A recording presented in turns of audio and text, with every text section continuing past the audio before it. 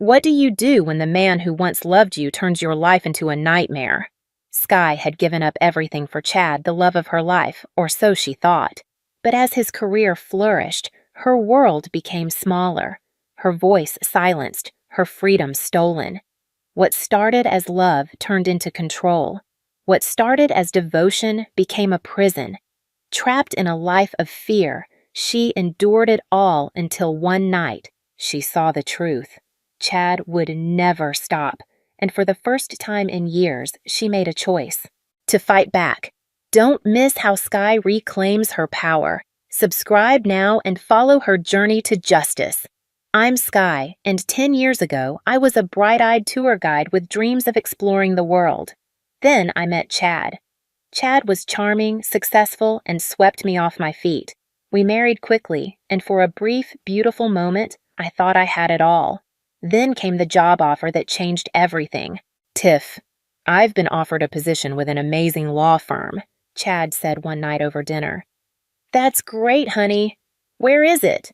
It's in another city. We'd have to move. My heart sank. I loved my job, but I loved Chad more. What about my work? His face hardened. Come on, Tiff. This is a once-in-a-lifetime opportunity. You can find work anywhere. I hesitated, but his excitement was contagious. You're right, we'll make it work. We packed up and moved to a big house in a new city.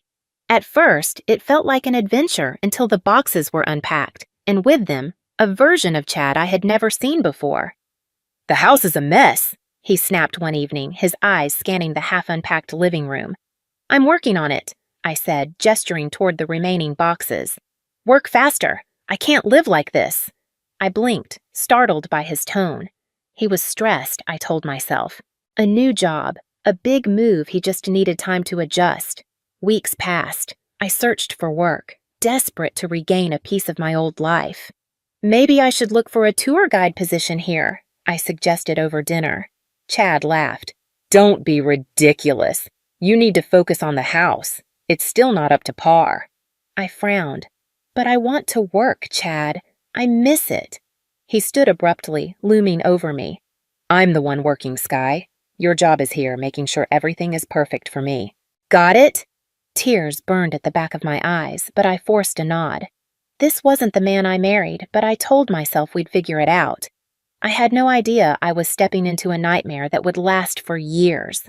As the days blurred into weeks, and weeks into months, I found myself trapped in an endless cycle of housework and walking on eggshells. Chad's temper grew shorter, his demands steeper. One day, exhausted and desperate, I suggested hiring a housekeeper. Chad's face turned red. Are you kidding me? You want to waste my hard-earned money on something you should be doing? This is your job, Sky. If you can't handle it, maybe you're not cut out to be my wife. His words sliced through me, but I swallowed the hurt. You're right. I'm sorry. I'll try harder. And try harder I did. I threw myself into being the perfect wife, hoping, praying it would bring back the man I once loved. But the more I gave, the more Chad took. As his career soared, our marriage plummeted. I watched from the shadows as he became a celebrated lawyer. Meanwhile, I faded into the background, nothing more than a ghost in my own home. As the years passed, I became a master of social media management, running Chad's accounts from behind the scenes.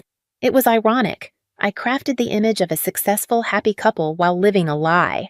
One evening, as I was preparing dinner, Chad stormed in, slamming the door. Rough day? I asked, trying to keep my voice steady. Shut up and get my food ready, he snapped. I quickly plated the meal I'd spent hours preparing. Chad took one bite and spat it out. This is disgusting. Can't you do anything right?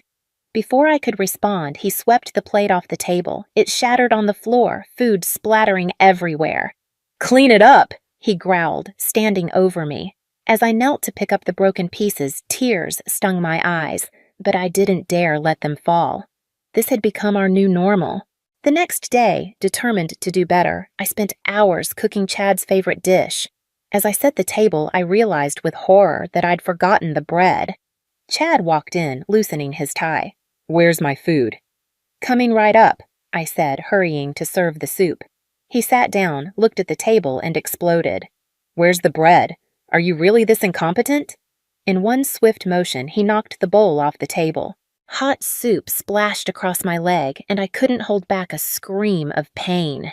God, you're so stupid, Chad muttered, leaving me alone with the mess and my burning skin. As I cleaned, sobbing quietly, a thought hit me like a thunderbolt. How did I let it get this bad? When did I become the shell of a person? The next morning, I woke up with a resolve I hadn't felt in years. I couldn't live like this anymore. Chad, I said as he was about to leave for work, I can't do this anymore. I want a divorce. He turned slowly, a cruel smile spreading across his face. A divorce? You? He laughed, a sound that sent chills down my spine. Listen carefully, Sky. If you leave me, I'll destroy you. You'll have nothing. No money, no reputation, nothing. You'll end up on the streets with the other worthless people. My breath caught in my throat. I'd seen the homeless in our city, their desperate faces haunting me. Could that really be my fate? Face it, Chad continued. You're nothing without me. Remember that. As he left, slamming the door behind him, I sank to the floor. He was right. I had no money of my own, no career, nothing. But I also knew I couldn't keep living like this. That day marked a turning point. I might not have had the courage to leave yet, but I started planning. I began secretly recording our interactions, saving abusive texts, and documenting everything. If I was going to escape, I needed proof. As I continued to document Chad's abuse, his career reached new heights. He won a high-profile case and decided to celebrate at home with colleagues and friends. You'll prepare everything, he ordered, and don't even think about ordering in. I want it all homemade. For days, I worked tirelessly. I cleaned every inch of our house, prepared an array of dishes, and made sure everything was perfect. The night of the party arrived, and I was exhausted but ready. Chad came home early carrying a bottle of wine. Here, he said, pouring me a glass. You look like you could use this. I was surprised by his gesture, but accepted gratefully. The wine tasted odd, but I chalked it up to my fatigue. Chad barely touched his glass. Go change, he said. Guests will be here soon. I headed upstairs, suddenly feeling dizzy. By the time I reached our bedroom, the room was spinning. I collapsed onto the bed, consciousness fading fast. When I woke up, sunlight streamed through the windows, too bright, too harsh. My head throbbed, my body heavy with exhaustion. Confused, I forced myself downstairs, the lingering haze of sleep still clouding my mind. Beverly, Chad's mother, stood in the kitchen, her face twisted with disgust. Well, look who finally decided to grace us with her presence, she sneered. You should be ashamed of yourself. I blinked, still disoriented. What? What happened? What happened? Beverly's voice sharpened like a blade. You got drunk and embarrassed my son in front of all his colleagues. That's what happened. He had to call me to entertain them because his wife was passed out upstairs. The words sent a cold wave of nausea through me. That wasn't possible. I had only had one glass of wine. No, that's not— Oh, save it, she snapped, cutting me off. I always knew you weren't good enough for my Chad. Now everyone knows what a mess you are. Her words blurred into the background as fragments of memory surfaced. Wine that had tasted off, Chad barely touching his drink, the sudden dizziness that had pulled me under. He drugged me. The realization hit like a truck. After Beverly left, I sat at the kitchen table, my pulse hammering in my ears. Chad wasn't just cruel, he was calculated. He was dismantling my reputation piece by piece. If I tried to leave now, who would believe me? That day, I stopped second-guessing myself. I bought a new phone and hid it carefully. I started recording everything Chad's drunken rants, his 3 km demands, every insult, every threat. One night stood out more than the rest. My birthday. Some foolish part of me had still hoped. Maybe, just maybe, Chad would remember. Maybe, for one night, he would be the man I had once loved. I made dinner, set the table, waited. When Chad finally stumbled in, reeking of alcohol, I hit record. "What's all this?" he slurred, his bleary eyes scanning the neatly arranged dishes. I swallowed hard. It's It's my birthday, Chad. I made dinner. He laughed, a sharp, cruel bark of amusement. Your birthday? Who cares? Look at you, you fat cow. You don't deserve a celebration. The words landed like blows, but I stayed still, my hidden phone capturing every moment. He sneered, swiping an arm across the table. Plates shattered. Food splattered across the floor I had scrubbed meticulously just hours before. And this, he gestured at the mess, this is slop. You call yourself a wife? Can't even cook a decent meal. I didn't react. I didn't flinch. I just let the camera roll. Then there was the night that sealed everything for me. At 3:30 a.m., Chad yanked me awake, his grip rough, his breath hot with liquor. Get up, he hissed. I sat up, disoriented. What's wrong? I found dust. His eyes were wild, his voice a sharp whisper. The house is filthy. Clean it. All of it. Now! For hours, I scrubbed every surface under his relentless gaze.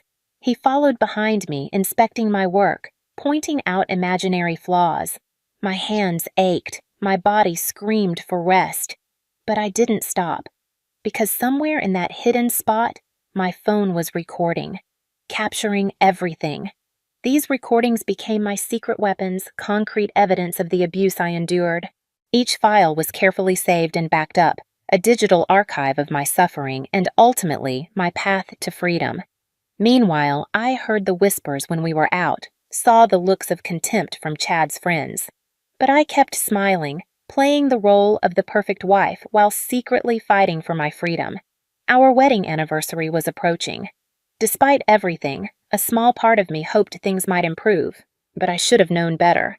The night of our anniversary, Chad came home in high spirits. I booked us a table at the best restaurant in town, he announced. Let's celebrate. I was wary, but agreed. Before we left, Chad handed me a glass of lemonade. I made it myself, he said with a smile that didn't reach his eyes. Alarm bells rang in my head. I pretended to drink, but when Chad stepped out to make a call, I quickly poured it into a nearby plant.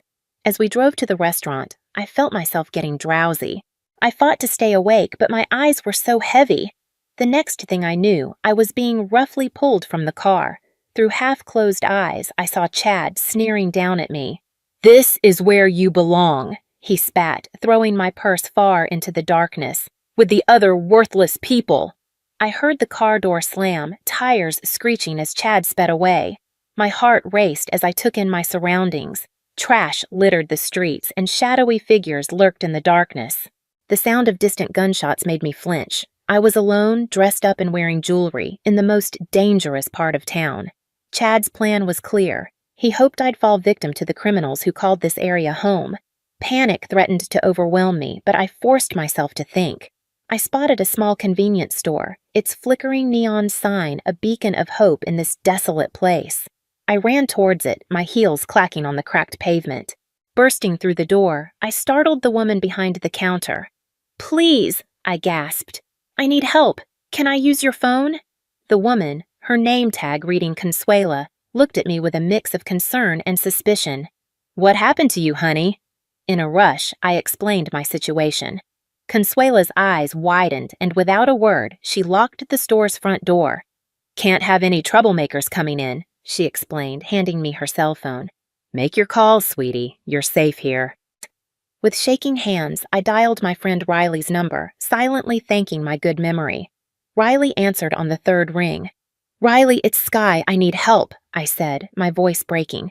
Tiff, what's wrong? Where are you? I gave her the store's address, and she gasped. That's the worst neighborhood in the city. What are you doing there? Chad, he left me here. Please, can you come get me? I'm on my way. Don't move. Ned.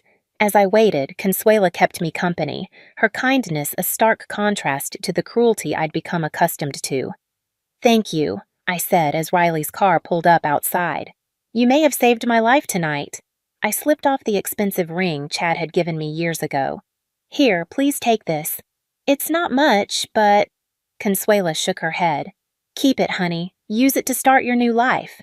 Tears in my eyes, I hugged her before rushing out to Riley's car. As we drove away, Riley turned to me. Tiff, this has to stop. You need to fight back. How? I asked, feeling defeated. He has all the power, all the connections. Not all of them, Riley said firmly. I have a friend who works in television. It's time to tell your story. The next few days were a whirlwind. Riley's friend, a producer named Jordan, secured me a spot on a popular talk show. Before I knew it, I was stepping onto the brightly lit stage, momentarily blinded by the overhead lights. The host, a warm-faced woman named Angela, greeted me with a kind smile. Sky, thank you for being here, she said. Can you tell us your story? I took a deep breath and began. I laid everything bare, the years of emotional abuse, the manipulation, the incident in the bad neighborhood. As I spoke, I saw the audience's expressions shift, their shock and sympathy undeniable. Why are you coming forward now? Angela asked. Because I can't be silent anymore, I said, my voice steadier than I had ever heard it. There are so many women out there suffering in silence, thinking they're alone. I want them to know they're not. As the show ended, my phone erupted with notifications. My story had struck a nerve, and support poured in from every direction. But amidst the flood of encouragement, one message sent a chill down my spine. It was from Chad. You'll regret this, you lying scum. I'll destroy you. My hands trembled as I showed the text to Riley. Don't worry, she said, a fire burning in her eyes. He just made his biggest mistake. We've got him now. As we stepped out of the studio, a realization settled over me. This was only the beginning. The real battle was about to begin, and for the first time in years, I was ready to fight. The days following my TV appearance blurred together in a storm of activity. My phone rang nonstop journalists, lawyers, women's rights advocates. Chad's threats continued, but each one only solidified my determination. Then, one morning, an unfamiliar number appeared on my screen. I hesitated, then answered. Is this Sky? A woman's voice asked. Yes, who's this? My name is Amanda Reeves. I'm a lawyer, and I'd like to help you with your case. I frowned. I appreciate the offer, but I can't afford a lawyer. You misunderstand, Amanda said. My firm wants to take your case pro bono. We've been looking for a way to take down Chad Peterson for years. Your story could be the key. I sat up straighter. What do you mean? As it turned out, Chad had made more enemies than I ever realized. Amanda's firm had represented several clients who had lost cases to him, many under suspicious circumstances. They saw my case as an opportunity to not only help me, but to expose his unethical practices once and for all. The next day, I met Amanda and her team. As I laid out my evidence, the recordings, the text messages, everything I saw the way their expressions changed. This is gold, Amanda murmured, flipping through the files.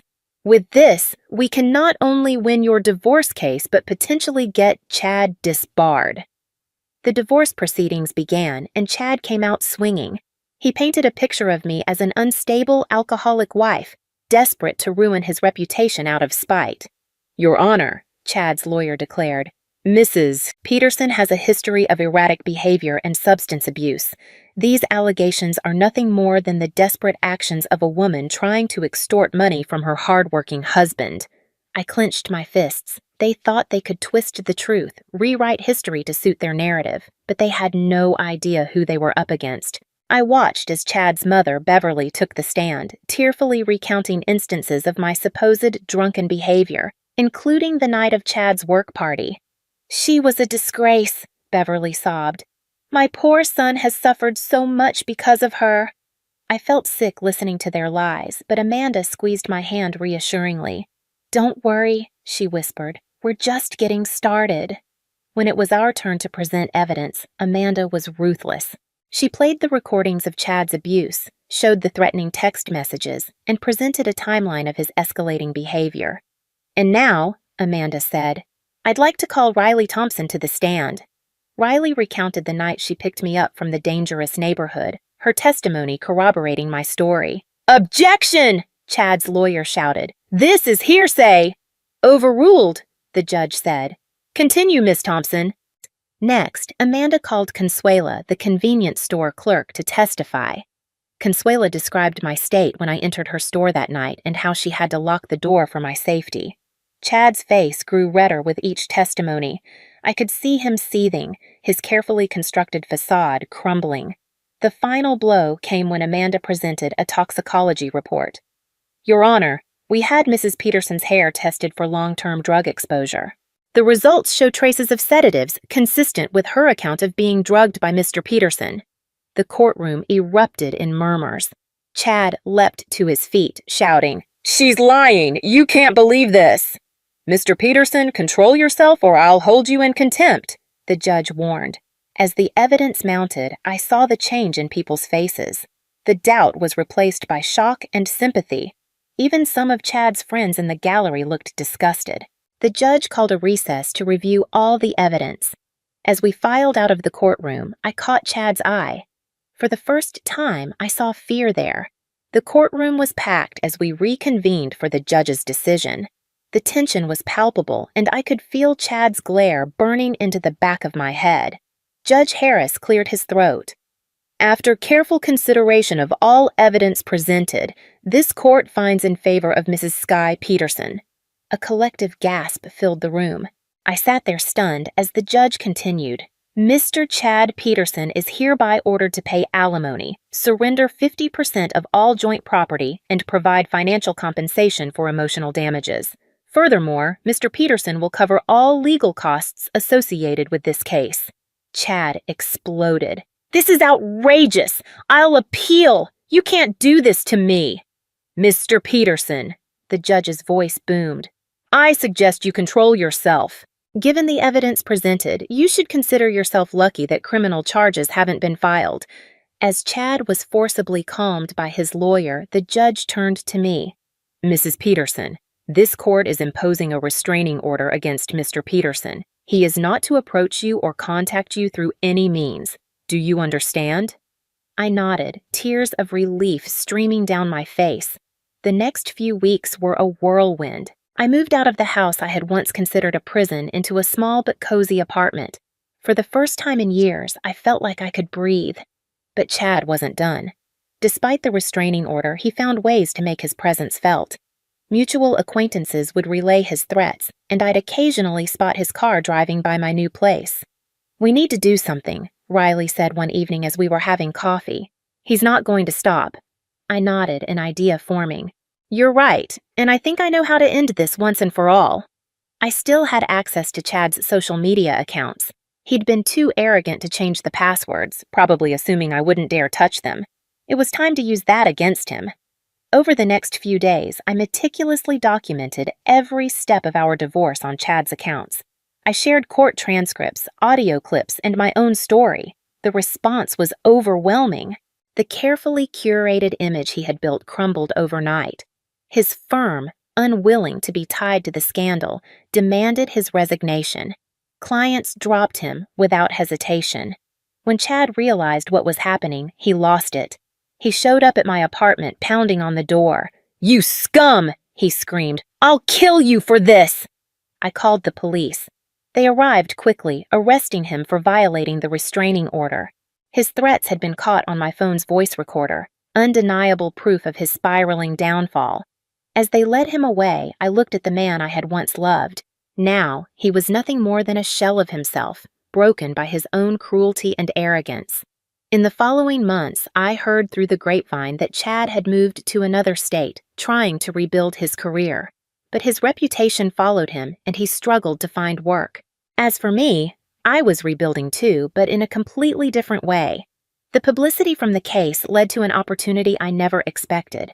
A local charity that helped women escape abusive relationships reached out to me. "We'd love for you to work with us," the director said. "Your experience could help so many women." I accepted without hesitation.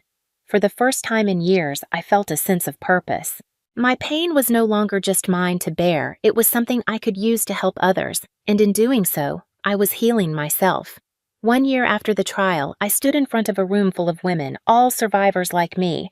As I shared my story, I saw something rekindle in their eyes, hope. "Remember," I told them, "you are stronger than you know. Your story matters, and you are not alone." Looking out at their faces, I realized this was what I had been fighting for all along. Not just my freedom, but the chance to help others find theirs. As the months passed, my work at the charity became more than just a job. It became my calling. I connected with women from all walks of life, each with their own harrowing stories of survival. One day, a young woman named Emily arrived at our center. Her story was painfully familiar: a controlling husband, isolation from friends and family, a deep-seated fear of leaving. Over the next few weeks, I worked closely with her, helping her create a safety plan, building up her confidence, reminding her that she could break free. The day she finally left him, the look of relief on her face was one I knew all too well. "Thank you," she whispered, hugging me tightly. "You saved my life." Her words hit me harder than I expected. In helping her, I realized I was continuing to heal myself. As our center's reputation grew, we began receiving invitations to speak at conferences and events. At first, the idea terrified me. Public speaking had never been my strength, and the thought of sharing my story in front of large crowds made my palms sweat. But Riley, ever my rock, encouraged me. "Tiff, your story could help so many people. You've got to do this." My first speaking engagement was at a local university. As I stood at the podium looking out at a sea of faces, I felt something shift inside me, a strength I hadn't known I possessed. "My name is Sky," I began, "and this is my story of survival." As I spoke, I could see the impact my words had. Students leaned forward, some wiping away tears, others nodding in understanding or clenching their fists in anger at what I had endured. After the talk, a line of people formed, eager to speak with me. Some shared their own experiences, others those of loved ones. Many simply wanted to offer support. That night, as I lay in bed reflecting on the day, I felt something I hadn't felt in years: certainty. My past, as painful as it was, had become a tool for change. The speaking engagements continued, taking me across the country. I spoke at universities, women's shelters, and even a TEDx event. With every speech, I drew strength from my audience, knowing that my words might be the lifeline someone needed. During this time, I also started writing a book about my journey. The process was grueling, forcing me to relive some of my darkest moments, but it was also cathartic. It allowed me to process my trauma in a new way. The day my book was published was surreal. Seeing my name on the cover, my story laid bare for the world, filled me with a mix of terror and pride. To my amazement, it resonated with people. It climbed the bestseller lists, and soon I found myself doing interviews on national television. During one such interview, the host asked a question that made me pause. "Sky, after everything you've been through, do you have any regrets?" I thought carefully before answering. "I regret the years I lost to fear and abuse, but I don't regret my journey. Every step, every struggle led me to where I am now, helping others find their strength. So no, I wouldn't change a thing." As I continued my work, I realized my story wasn't over. Each day brought new challenges, new opportunities to grow, to heal, to help others. The scared, silenced woman I once was had become something I never imagined: a voice for the voiceless, a beacon of hope for those still trapped in the darkness I had escaped. What do you do when the person who once promised you the world becomes the one trying to destroy you? For years, Sky lived in the shadows of Chad's success, her own dreams buried beneath his expectations. She gave, she endured, she lost herself until the night he left her stranded, hoping she'd disappear. That night wasn't just a betrayal, it was a wake-up call. Sky could have given in to fear, but instead, she chose to fight. She gathered the proof, exposed his abuse, and stood before the world to tell her story. Chad, who once controlled every aspect of her life, found himself powerless as the truth unraveled. His reputation, his career, everything he had built on manipulation and cruelty crumbled. But Sky's victory wasn't just about escaping Chad, it was about reclaiming herself. She didn't just survive, she thrived. She turned her pain into purpose, helping other women break free from the same chains that once held her. Now, she stands as a voice for the voiceless, a reminder that no one should ever suffer in silence. So, what do you think? Would you have fought back the way Sky did? or do you think she should have walked away sooner? Let's talk about it in the comments. And if you found this story inspiring, don't forget to like, subscribe, and stay tuned for more.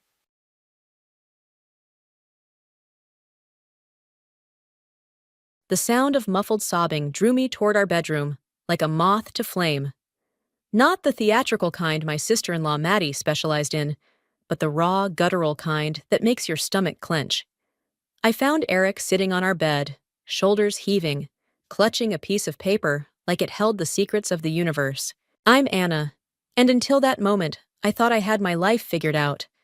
Neat little boxes, everything in its place.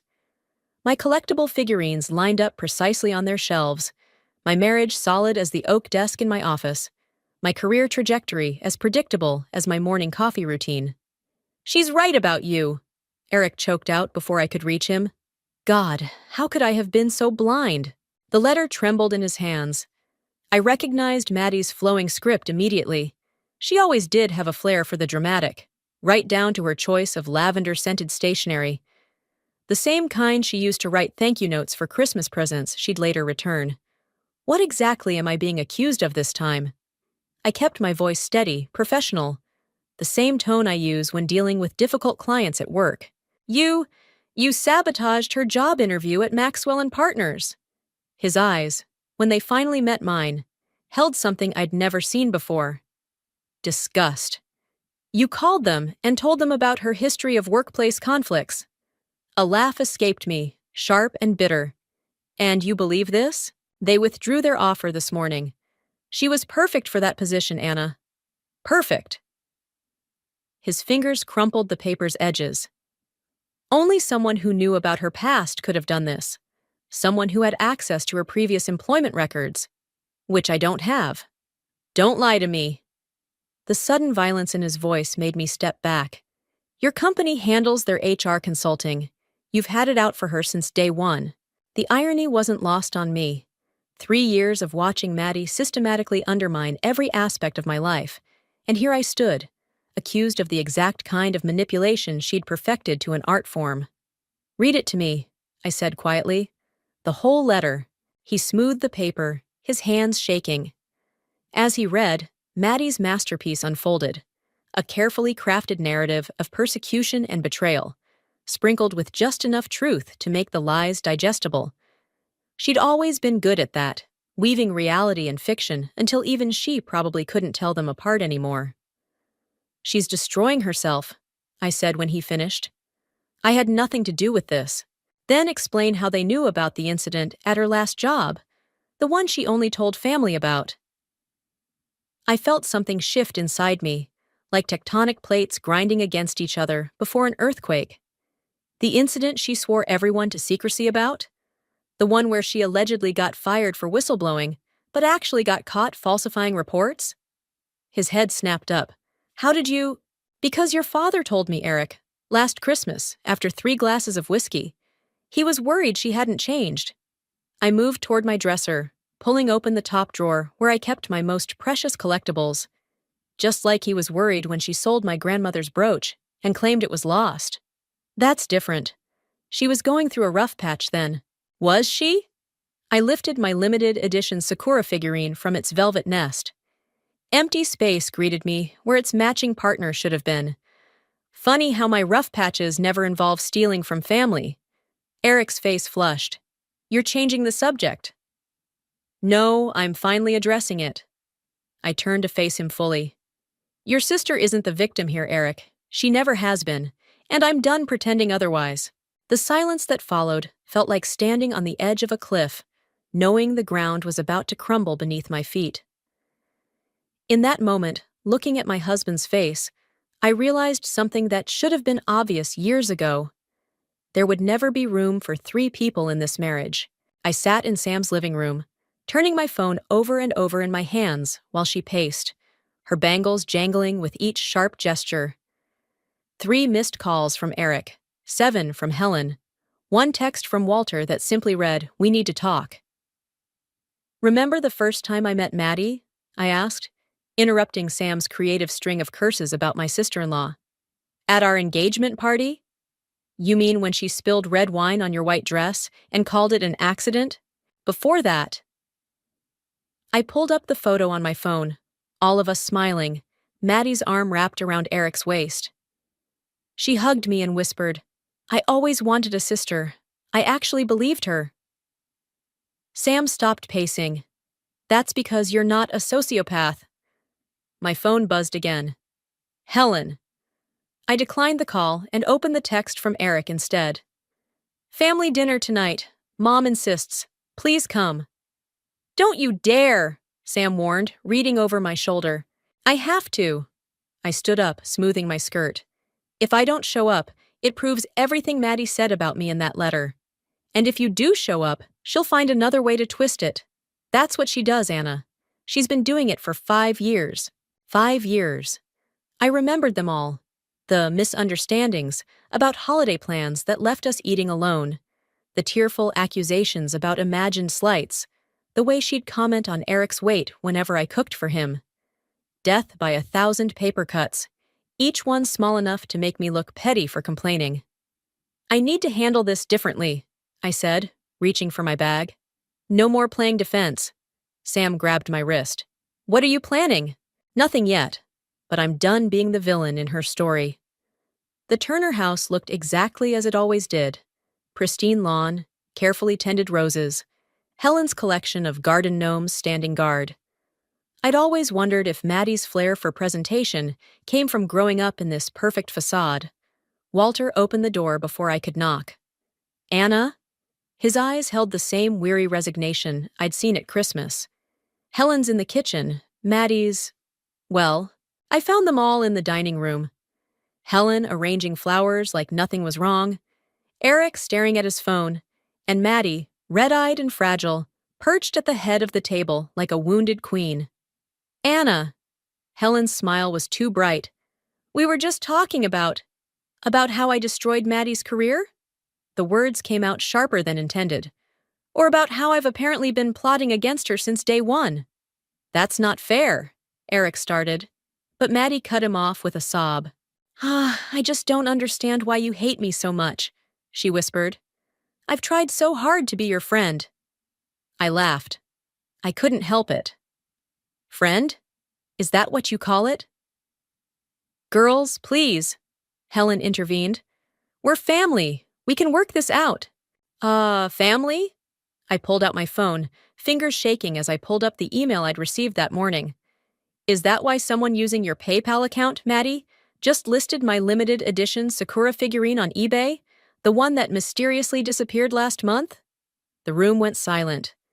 Maddie's face didn't change, but something flickered in her eyes. Not guilt, but calculation. "Oh, Anna." Her voice dripped with pity. "Is that what this is about? Your little toys?" She turned to Eric. "I told you she wasn't ready for real responsibilities. She's still playing with dolls while I'm trying to build a career."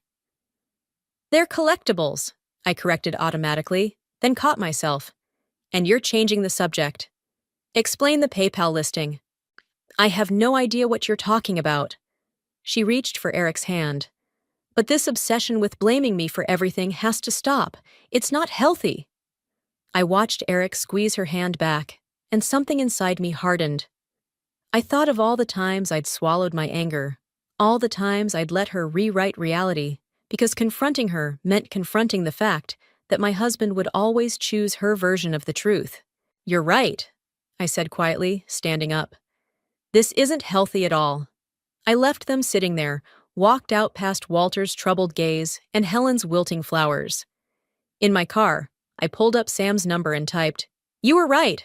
Time to play offense." The notification pinged while I was cataloging my collection, documenting each piece with photographs and purchase receipts. A new listing on eBay caught my eye. Another Sakura figurine, this one from the winter collection. My hands trembled as I clicked the seller's profile. Username, Vintage Vixen 82.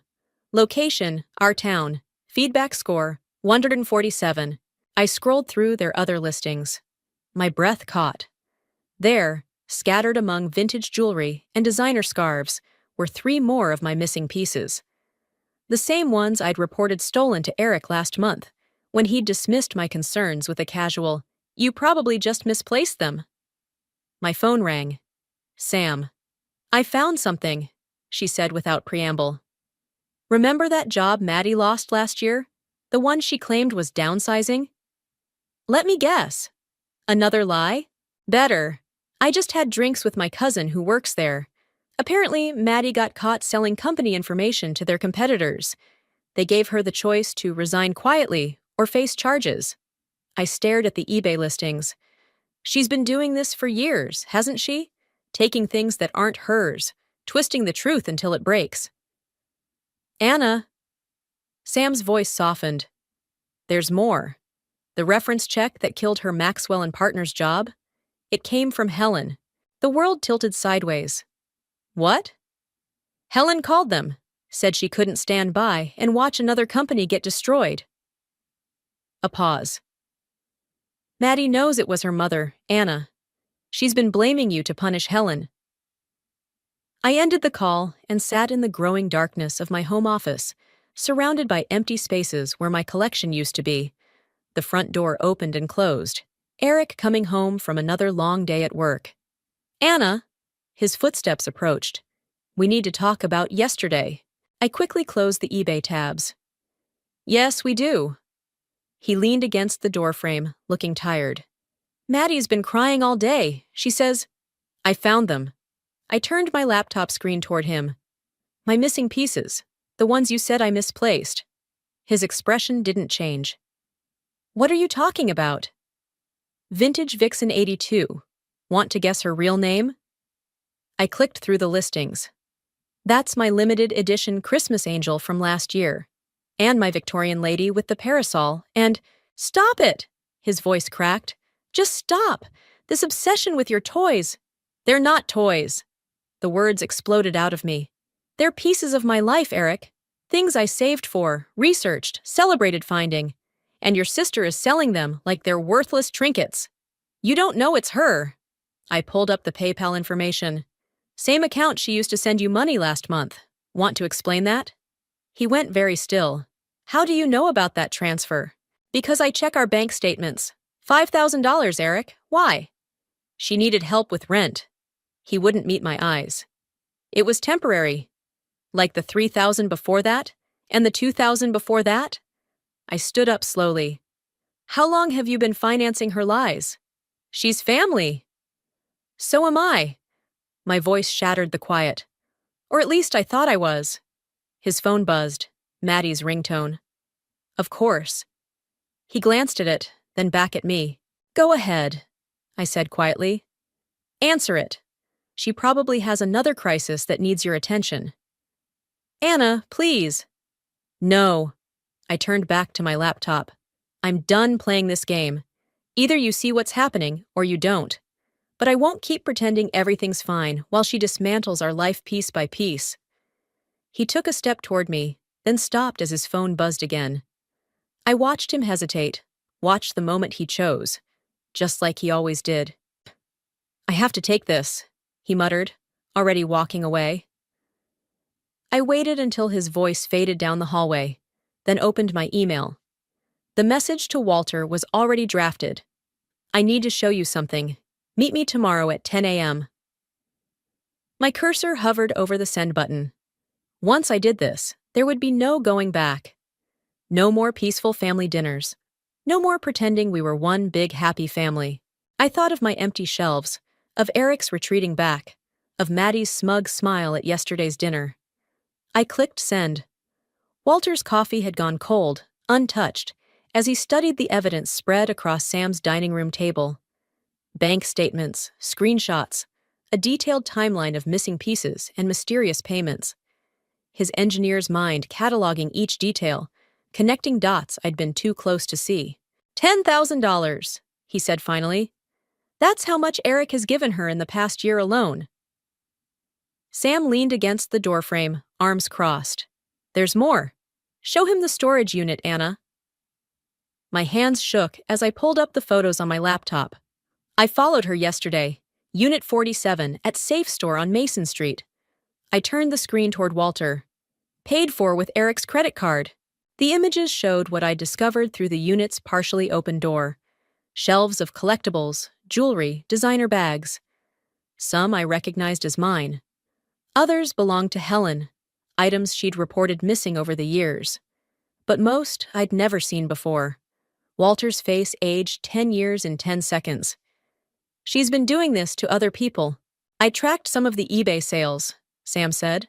She's been targeting wealthy families she befriends through her temp jobs, gets invited to their homes, gains their trust. Then things start disappearing, I finished. Small things at first, easy to dismiss as misplaced. Walter pushed back from the table. Have you gone to the police? And tell them what? That my sister-in-law is stealing family heirlooms and selling them online? That my husband is financing her lifestyle? I laughed, the sound hollow. Maddie's too smart for that. Everything's tangled up in family politics and plausible deniability. My phone buzzed. Eric again. Third call today. I declined it. He needs to know, Walter said quietly. He won't believe me. He never does. I gathered the papers, organizing them with mechanical precision. But maybe he'll believe you. Walter's phone chimed. He checked it, his expression darkening. Helen says Maddie's at the house. She's telling them you broke into her apartment. Says she has security footage. Sam swore. I felt oddly calm. Of course she does. I pulled up one final email on my laptop. Because I did exactly what she expected me to do. What she wanted me to do. The email was from Maddie's landlord, responding to my inquiry about her security system. There wasn't one. Never had been. She's playing us against each other, I realized. All of us.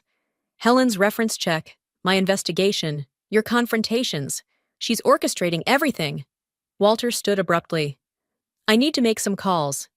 Dad, wait. But he was already heading for the door, phone in hand. Sam watched him go. He'll warn her. No, I smiled, remembering the steel I'd seen in Walter's eyes. He'll do exactly what she expects. Try to handle it quietly, protect the family name. And while he's doing that, we'll be following the money. Sam pulled out her laptop. I've got a friend in digital forensics who owes me a favor. My phone buzzed again. This time, a text from Helen. Family emergency meeting tonight. Everyone must attend. Below it, a message from Maddie. Time to end this, sister dear. Unless you'd rather Eric finds out about those mysterious transfers from your personal account to offshore banks? I stared at the screen, ice spreading through my veins. I hadn't made any transfers. Sam. My voice sounded distant. I need you to check something for me. She was already typing. The banking Trojans? Yeah, I see them. She's good. Backdated transactions, fake paper trails. If I hadn't known what to look for, she's framing me. The realization hit like a physical blow. She's been setting this up for months. Anna. Sam grabbed my arm. This isn't about your collectibles anymore. This is about destroying you. I looked at the evidence spread across the table, all the careful documentation of Maddie's crimes that now seemed hopelessly naive. She'd been 10 steps ahead the whole time. No, I said, reaching for my car keys. This is about making sure she never destroys anyone else. I sat in my parked car outside the Turner house, watching shadows move behind the curtains. Sam's words echoed in my head.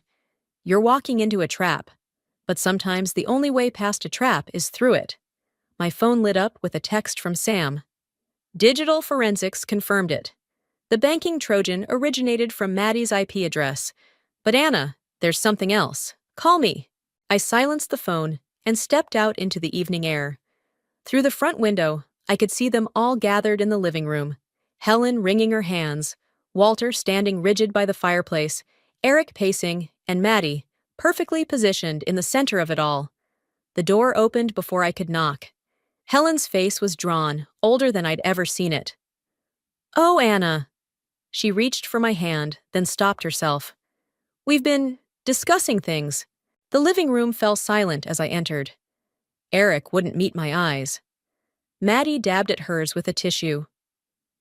Before we start, Walter said, his engineer's precision cutting through the tension, I think we should review the facts. Facts? Maddie's voice quavered. Like the fact that my sister-in-law has been systematically trying to destroy my life? Or the fact that she's been embezzling money through offshore accounts? I stayed silent, watching Eric's reaction. His shoulders tensed, but he didn't turn around.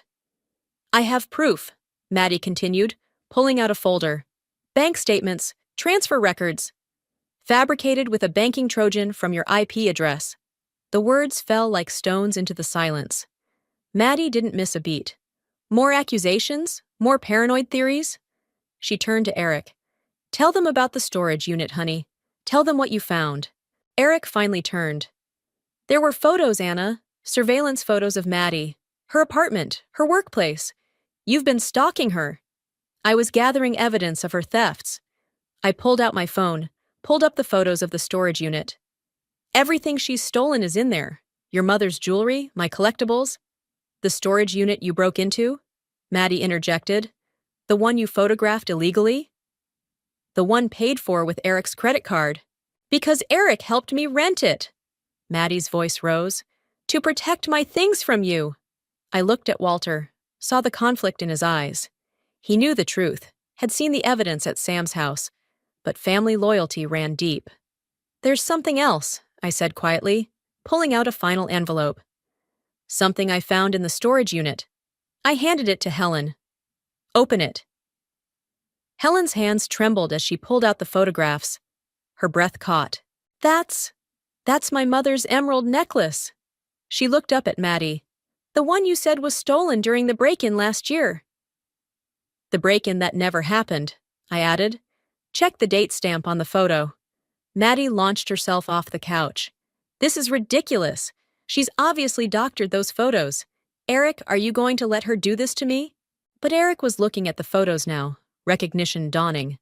That's the necklace you were wearing in your LinkedIn profile picture last month.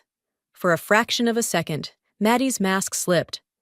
I saw something cold and calculating in her eyes before the tears started again. My phone buzzed insistently. Sam again. I should have answered earlier, should have heard what else she'd found. But it was too late now.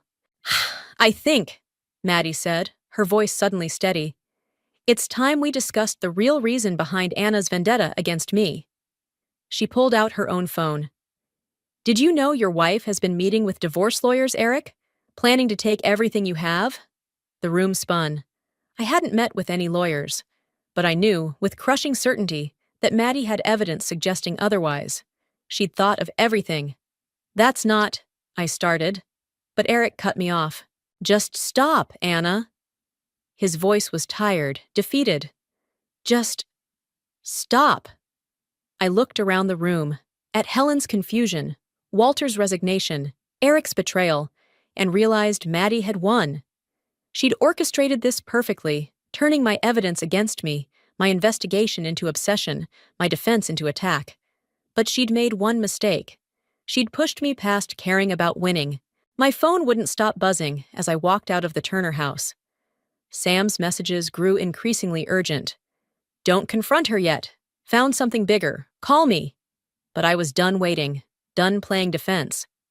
Anna! Eric's voice followed me into the darkness. Where are you going? I turned, watching him jog down the front steps. Behind him, Maddie stood in the doorway, her silhouette framed by warm light, the perfect picture of concerned sisterly devotion. To the police, I said flatly. I'm done protecting your family's reputation. With what evidence? Maddie called out, her voice carrying just the right note of pity. The photos you took illegally? The banking records you fabricated? The storage unit, I started, but Eric cut me off. The one I helped her rent? To protect her things from you? He ran his hands through his hair. God, Anna, listen to yourself. You're obsessed. My phone buzzed again. Sam, take the call, Maddie suggested sweetly. It's probably your divorce lawyer. Or should I tell them about that too? I reached for my car door, but Eric grabbed my arm. We need to talk about this, about what you've been planning. Planning? I yanked free. Like your sister planned the break-in that never happened? Like she planned those offshore transfers from my account? Stop! His voice cracked. Just stop lying. Lying! I laughed, the sound sharp enough to cut.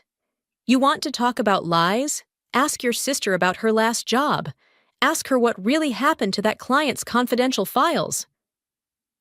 Maddie's face changed for a split second, a flash of something cold and calculating before the tears started. Eric, she sobbed, make her stop, please.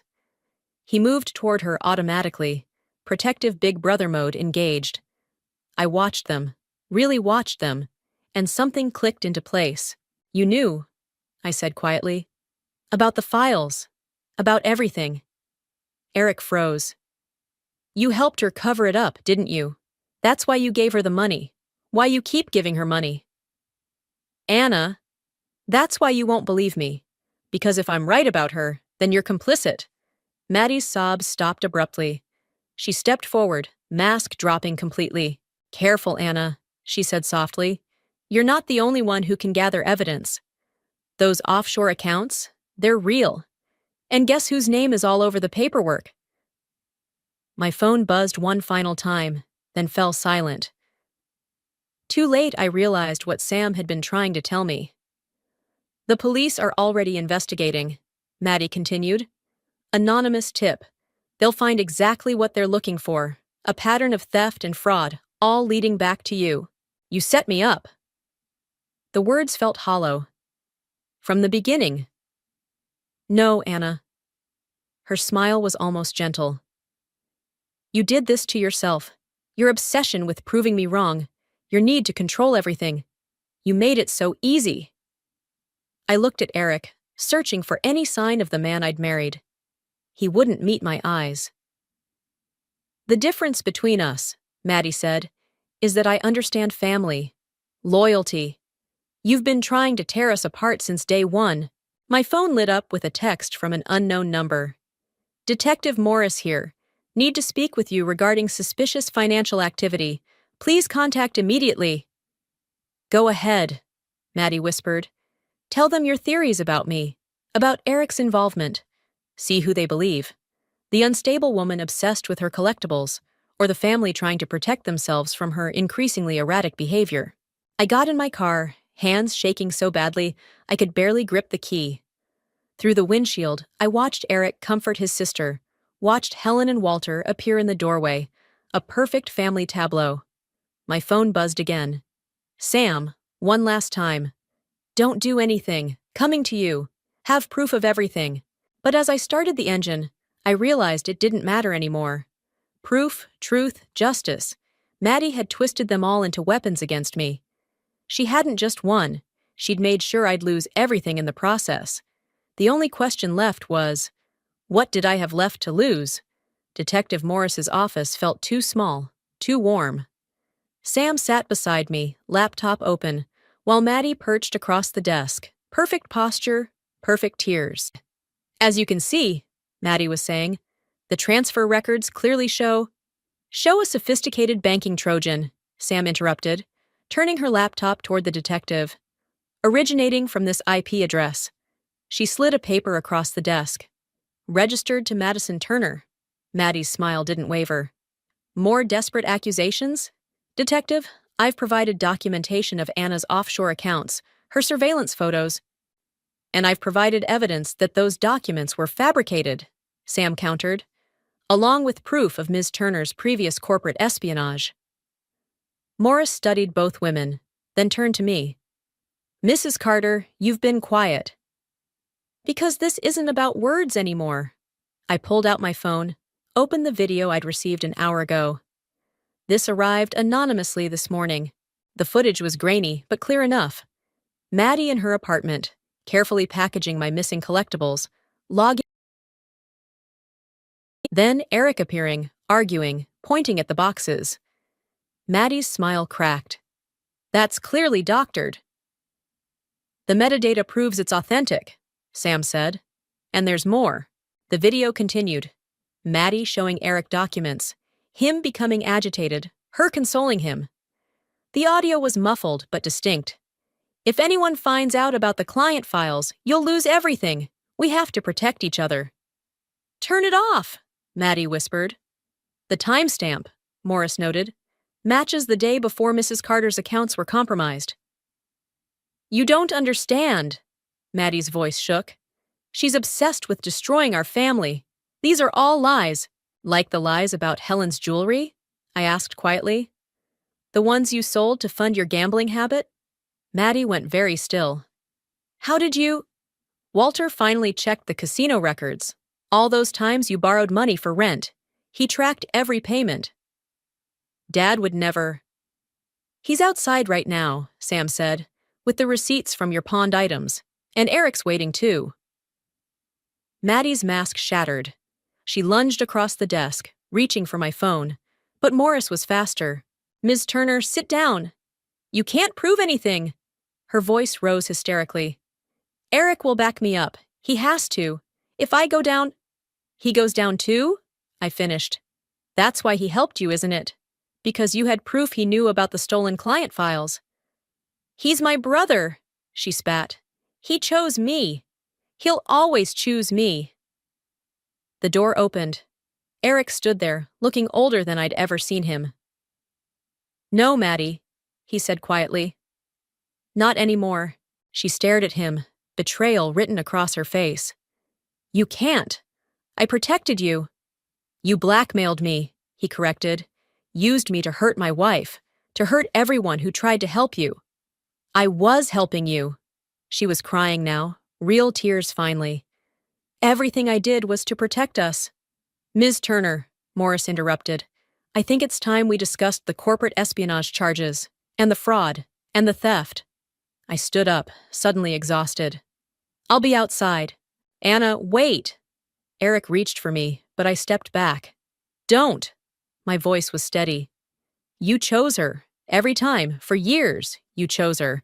And now you're only here because she finally went too far. I'm sorry. I know. I looked at Maddie, still protesting her innocence to Morris. But sorry doesn't fix what's broken. Sam followed me out, past Walter's slumped shoulders and Helen's quiet sobs. In the parking lot, she touched my arm. You did it. You won. But watching through the window as my marriage crumbled alongside Maddie's lies, I wasn't sure victory was the right word. I'd exposed the truth, yes. Achieved justice, maybe. But the cost. My phone buzzed one last time. A text from Eric. I never deserved you.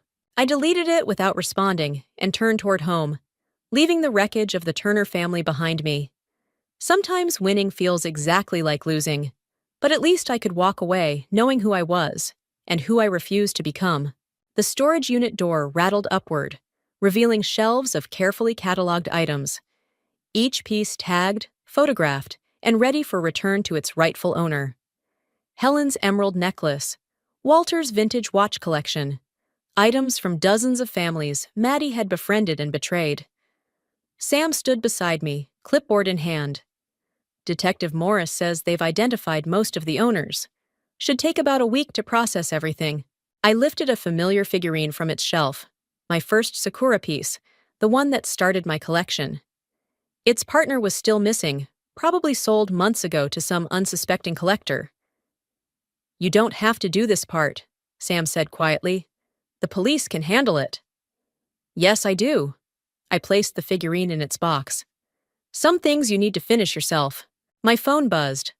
Another text from Eric. I deleted it without reading, just like the others. The divorce papers were already signed, his confession to the corporate espionage already filed. Some bridges stay burned.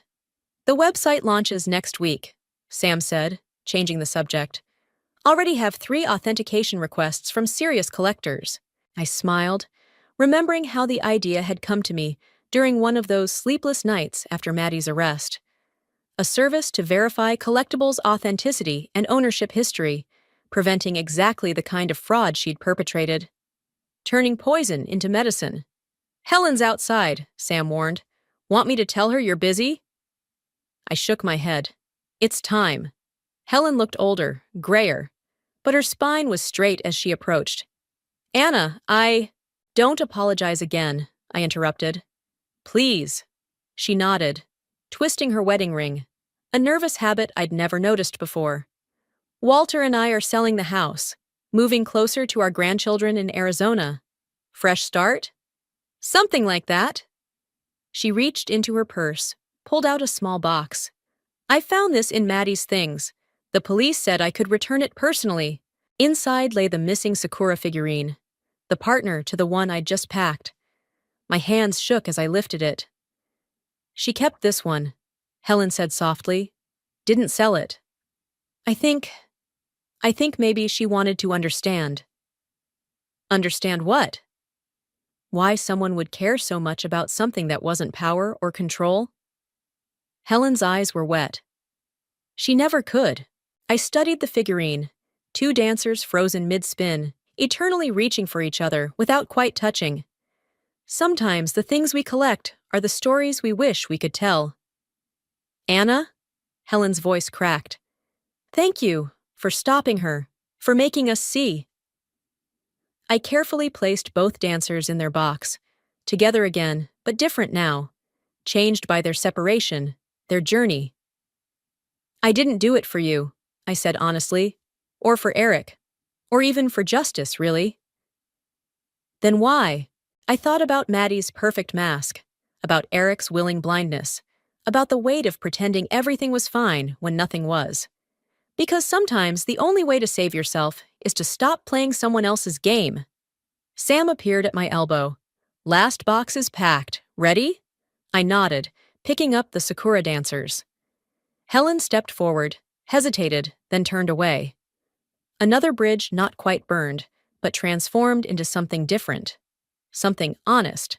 Outside, the summer air hummed with possibility. Sam's car was loaded with website designs and business plans. My apartment waited across town, empty of Eric's things, but full of space for new collections, new stories. You know what's funny? I said as we drove away. Maddie thought she was teaching me about revenge, but what she really taught me was about value. How so? Some things are worth collecting. I touched the box in my lap. And some things are worth letting go. Sam smiled. Speaking of collecting, there's an auction next week. Rare porcelain pieces. Sounds perfect. I watched the storage unit disappear in the rearview mirror, taking the last pieces of my old life with it. But this time, I think I'll collect for joy. The dancers shifted in their box as we turned toward home, their eternal spin finally complete. Not quite touching, but no longer reaching either. Sometimes that's enough.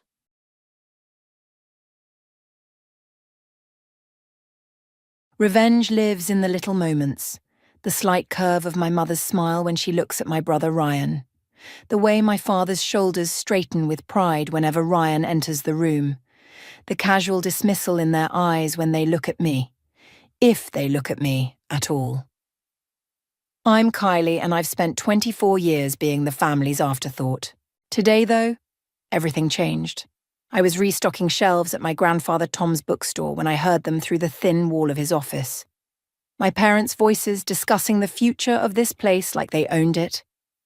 Ryan needs this opportunity, Linda. The bookstore's prime location would be perfect for his business venture. My father's voice carried that familiar tone of absolute certainty. But what about Tom? And Kylie? She practically lives here. At least my mother remembered I existed. Tom's getting older. He'll understand this is for the best. And Kylie, well, she needs to find a real career anyway. This isn't a long-term solution. My hands trembled as I gripped the book I was holding. The leather-bound cover dug into my palms, its familiar scent of aged paper suddenly suffocating. Ryan's business plan is solid, my mother said. He's always been so good with money. I almost laughed out loud. If only they knew about the credit card statements I'd discovered last week while helping Sophia organize their home office. But Ryan's wife had begged me to keep quiet, her eyes wide with fear and something else. Shame, maybe, or resignation. We'll talk to Tom next week, my father declared. The sooner we get this sorted, the better for everyone. I stepped back from the wall, my mind racing. The bookstore wasn't just some property to be traded away. It was my sanctuary, the only place where I felt truly seen. Grandfather Tom had built this place from nothing, curating every section with care and wisdom. Now they wanted to tear it all down for Ryan's latest scheme. The bell above the door chimed, and Ryan himself walked in, all confident smiles and designer suits. "Hey, sis, is Dad here?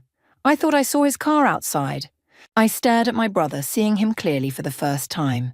The perfectly styled hair, the expensive watch, the practiced charm, all of it built on lies and our parents' blind devotion.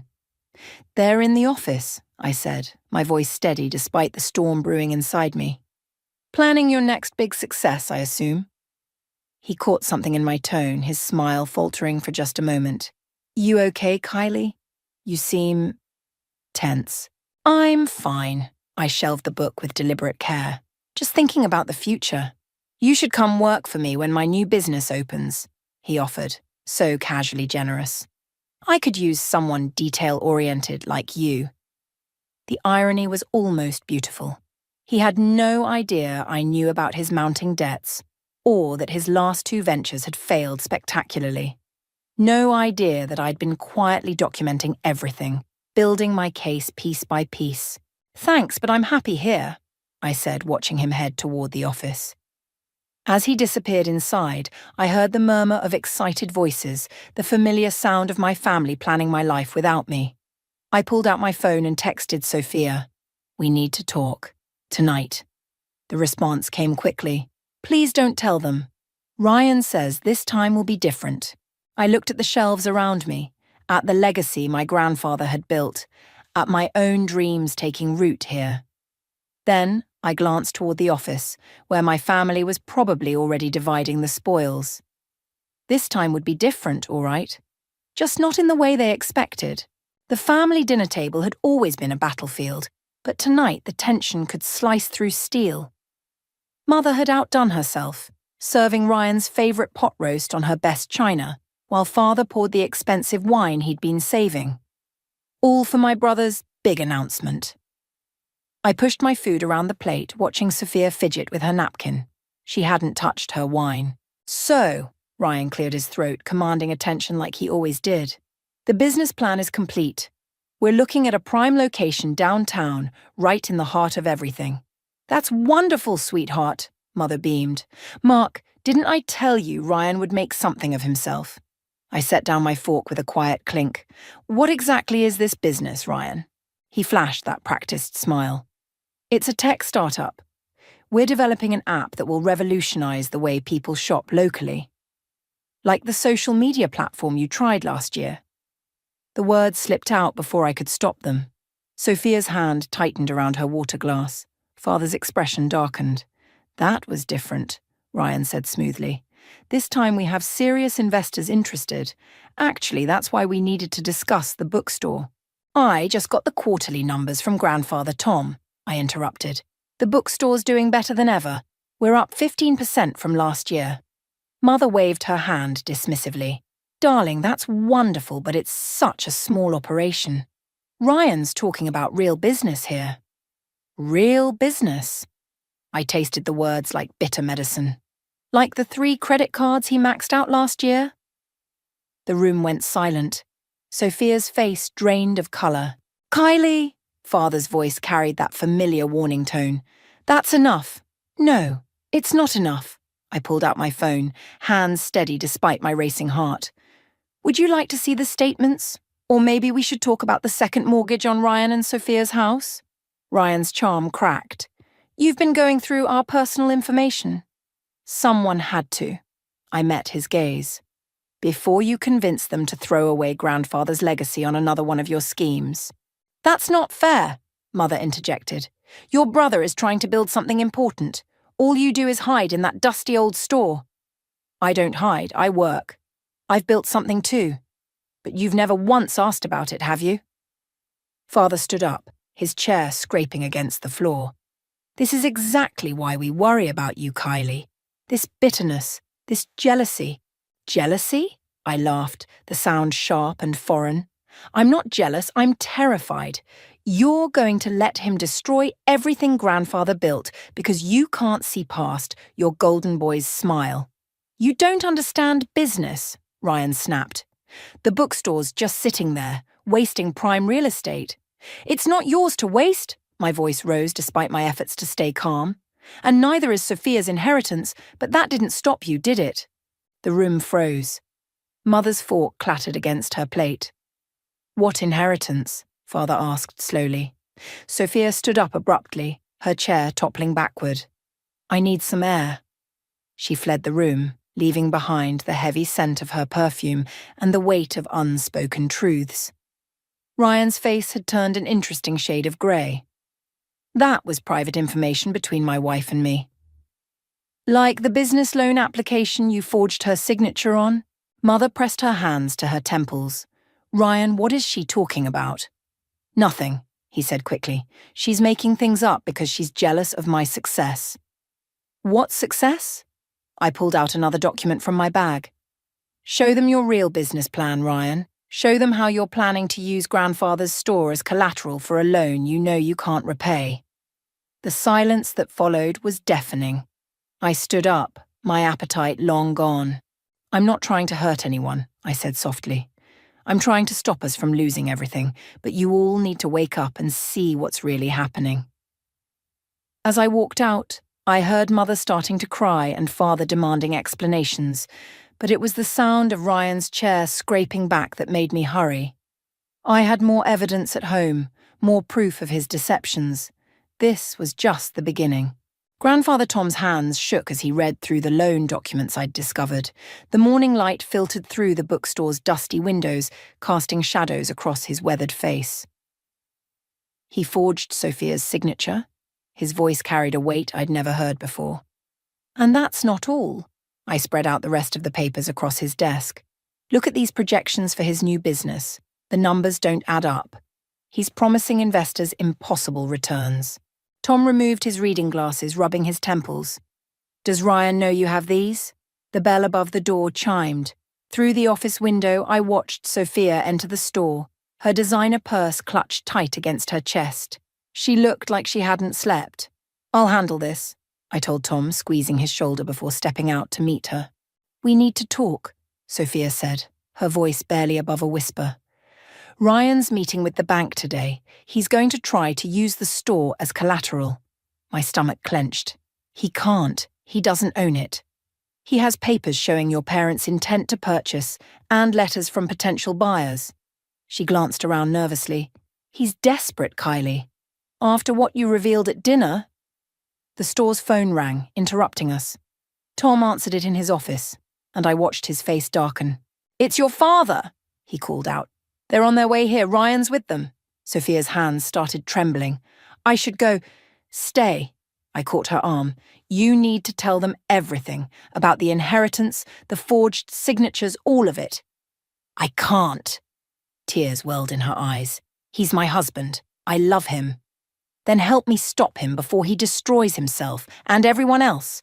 The bell chimed again. Ryan strode in first, followed by our parents. He wore his most expensive suit, the one he saved for important meetings. Mother's eyes were red-rimmed, but her chin was lifted in that familiar stubborn angle. "What are you doing here?" Ryan demanded, seeing Sophia. "The same thing I'm doing," I said, stepping between them. "Trying to save this family from your lies." Father moved forward, his face tight with anger. "Enough! Tom, we need to discuss the sale. Ryan has buyers lined up who—" "I'm not selling." Tom's voice carried across the store, firm and clear. "And I never planned to." Mother's composure cracked. "But we discussed this. Ryan needs to face reality," I cut in, pulling out the documents. "Look at these, Father. Really look. The forged signatures, the cooked books, the lies about investors." Ryan lunged for the papers, but Sophia moved faster, snatching them away. "Tell them the truth," she pleaded, "about everything, please." "You're all against me," Ryan snarled. "You've always been jealous, Kylie, and now you've turned my own wife." "I turned no one. Your actions did that." I met his gaze steadily. "The bank called this morning, didn't they? That's why you're here. They found problems with your loan application." The colour drained from his face. "Is this true?" Father asked, his voice dangerously quiet. Before Ryan could answer, the bell chimed one more time. Olivia, Sophia's cousin, walked in carrying a thick folder. "I brought what you asked for," she said to Sophia. "The records from the investment account your grandmother left you, the one that's been emptied." Mother sank into a nearby chair. Father grabbed the folder, his hands shaking as he opened it. "I was trying to build something," Ryan said, his voice cracking. "To make you proud, to be worthy of..." "Of what?" I asked softly. "Their love? You already had that. All of it. Always." The silence that followed felt like glass about to shatter. I watched my brother's carefully constructed world crumbling around him, and for the first time, I felt no satisfaction, only a deep, aching sadness for what we'd all lost. "There's more," Sophia whispered, reaching into her purse, "and you all need to see it." The morning light grew stronger, illuminating the dust motes dancing between us like tiny stars falling from orbit. In that moment, I realized there would be no going back from what came next, only through. The envelope Sophia pulled from her purse landed on the counter with a weight that seemed to pull all the oxygen from the room. Inside were more documents, not copies, but originals, bank statements, legal papers, and photographs. "I found these in Ryan's office safe last night," she said, her voice barely steady, "after everyone left the dinner." Ryan's face went from pale to ashen. "Those are private." "Private like the trust fund you emptied?" I asked, spreading out the papers. "Or private like the shell company you created in grandfather's name?" Father snatched up one of the documents, his reading glasses trembling as he adjusted them. "This can't be right. These signatures..." "Are forgeries," Olivia finished. "All of them. I had them verified this morning." Mother stood frozen, one hand pressed against her chest. "Ryan, tell them this isn't true. Tell them..." "What choice did I have?" Ryan's voice cracked like thin ice. "You always expected so much. Excellence, success, the perfect son carrying on the family legacy. By stealing it? I couldn't keep the bitterness from my voice. By destroying everything grandfather built? I was trying to save it." He slammed his fist on the counter, making us all jump. "The bookstore's barely breaking even. E-commerce is killing retail. I could have transformed this place into something sustainable." "That's not true." Tom's quiet voice cut through Ryan's justifications. "Show them the real numbers, Kylie." I pulled out the store's financial reports, the actual ones, not the doctored versions Ryan had been showing our parents. "We're not just surviving, we're growing. Local author events, rare book acquisitions, community programs. All your little projects," Ryan sneered. "Playing shopkeeper while I tried to build something real." "Real?" Sophia's laugh held no humor. "Like the investment properties that don't exist? Or the startup companies that are just empty offices with your name on the lease?" The photographs spilled across the counter. Empty storefronts, vacant lots, abandoned buildings, all supposedly assets in Ryan's business empire. Father sat heavily in one of the reading chairs. "How much?" he asked. "How much did you take?" "Everything," Sophia whispered. "My inheritance, the business loans, the second mortgage. He even tried to leverage Tom's property using forged power of attorney documents." The silence that followed felt like a physical presence, heavy and suffocating. I watched my brother, my confident golden boy brother, seem to shrink before our eyes. "I can fix this," he said, but his voice had lost its usual certainty. "I just need more time. Another chance." "There are no more chances," Olivia cut in. "The bank's fraud department is already investigating. They'll be here any minute." The bell above the door chimed again. But instead of bank officials, it was Detective Sarah Chen, my old college roommate who now worked financial crimes. "I'm sorry, Kylie," she said softly. "But after what you sent me last night..." Ryan's head snapped toward me, betrayal blazing in his eyes. "You called the police? My own sister?" "I called them weeks ago," I corrected. "When I first found evidence of the forgeries, everything since then has just been gathering proof." "You planned this," he whispered.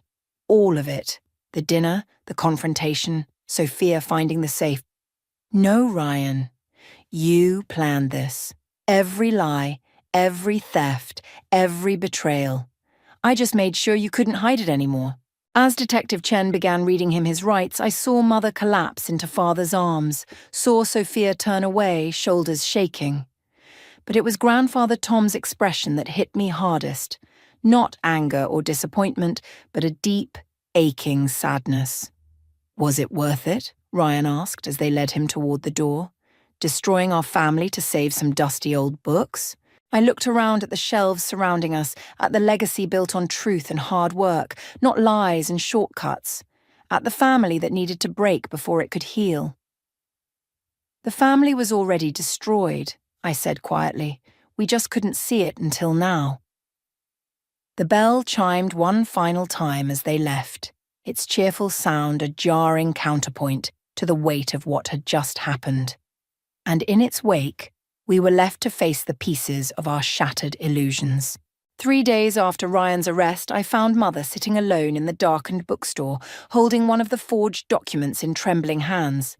The security light from outside cast strange shadows across her face, making her look older, fragile.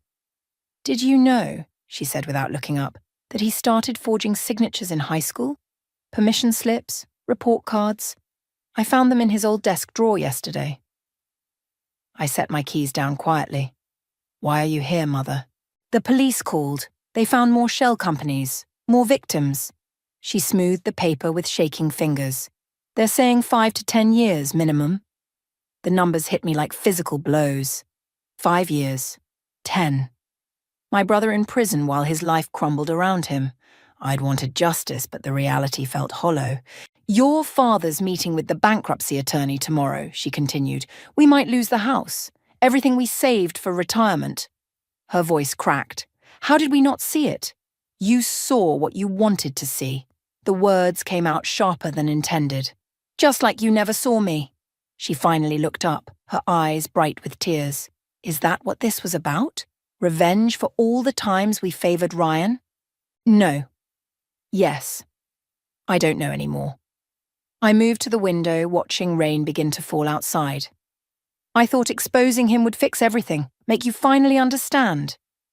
"Understand what?" "That I matter too. That this place matters." I gestured at the shelves around us.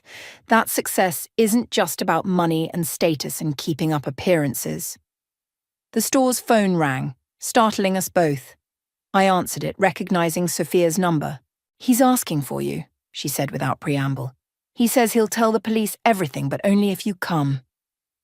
Mother watched my face, reading the tension there. "Ryan?" I nodded, my throat tight. "He wants to confess to me." "Don't go," she said quickly. "He's manipulating you, just like he always has." But Sophia wasn't finished. "There's something else. Something about Grandfather Tom's property titles from years ago.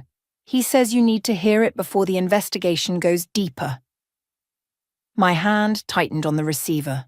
"What about them?" He wouldn't say, just that it changes everything. After I hung up, Mother touched my arm. "Whatever he's planning, don't let him drag you back into his games." "What if it's not a game? What if there's more we don't know?" "There's always more with Ryan. That's how he keeps control." I pulled away from her touch, moving toward the office where Tom's property records were kept. "I have to know. Kylie, please." Her voice held a note I'd never heard before. Fear. "I've already lost one child to this mess. I can't lose you, too." I paused, hand on the office door. "You never had me, Mother. Not really. I was always just Ryan's sister. The spare. The afterthought." "That's not true." "Isn't it?" I turned back to her. "Name one dream of mine you supported, one achievement you celebrated without comparing it to Ryan's." Her silence was answer enough. The rain fell harder outside, drumming against the windows like angry fingers. In Tom's office, the property records waited, decades of history that might hold more secrets, more lies. And across town, my brother sat in a cell, holding one last card to play. "I need to see him," I said finally. "Not for him, or for you. For me. And if it's a trap," I thought of all the evidence I'd gathered, all the careful planning that had led to this moment, "then maybe it's time to spring it." Mother gathered her purse, movements slow and defeated. At the door, she paused. When did you become so hard? I watched her silhouette against the rain-streaked glass. When you taught me that love comes with conditions. The bell chimed as she left, its sound lost in the storm. I stood in the darkness, surrounded by books and memories and the weight of decisions yet to come. Tomorrow I would face my brother one last time. Tonight I had records to search and truths to uncover. The rain kept falling, washing away everything except the choices that had brought us here. The visiting room at the county jail smelled of industrial cleaner and despair. Ryan sat across from me, orange jumpsuit hanging loose on his frame, dark circles under his eyes making him look like a stranger. Did you find them? His voice was hoarse. The original property deeds? I placed my hands flat on the metal table between us. Grandfather Tom never owned the bookstore outright. You knew that all along, didn't you? A ghost of his old smile flickered across his face. Mother and father owned 51%. Always did. Tom was just the figurehead, the friendly face of the family business. The revelation hit me like a physical blow, but I kept my expression neutral. That doesn't change what you did. No, but it changes what you did. He leaned forward, chains rattling. You exposed my crimes thinking you were protecting Tom's legacy, but you just helped our parents take complete control. They can sell now, without his permission. My fingers curled against the cold metal. You're lying. Check the original partnership agreement from 1975. Dad's lawyer already has. Ryan's eyes held something worse than triumph, pity. They're meeting with developers tomorrow. The rooms seemed to tilt sideways. All my careful planning, my righteous revenge, had just handed our parents exactly what they wanted. Why tell me this now? Because you're not the only one who knows how to plan revenge, little sister. He sat back, shoulders relaxed despite the chains. You destroyed my life. The least I could do was return the favor. The guard stepped closer, signaling our time was almost up. One more thing, Ryan added. Ask Tom about the fire in 1982, the insurance money that saved the store. There's a reason he never talks about it. I stood up so quickly my chair scraped against the floor. You're just trying to manipulate me, like always. Am I? Then why did Tom look so nervous when the forensic accountant started asking questions? Ryan's smile widened. Some family secrets should stay buried, Kylie. You taught me that. Outside, the autumn air felt thick and suffocating. My phone buzzed. A text from father. Family meeting tomorrow, 9 a.m. Bring the store's financial records. Another message followed, this one from Sophia. They're selling to Metropolitan Development. Ryan knew all along. I'm so sorry. The bookstore was dark when I arrived, but I could see Tom through the window, hunched over his desk. The bell chimed as I entered, and he looked up with red-rimmed eyes. You knew, I said quietly. About the ownership split. About all of it. He nodded slowly. I thought I could protect you. Both of you. By lying? By letting me think I was fighting for your legacy when really...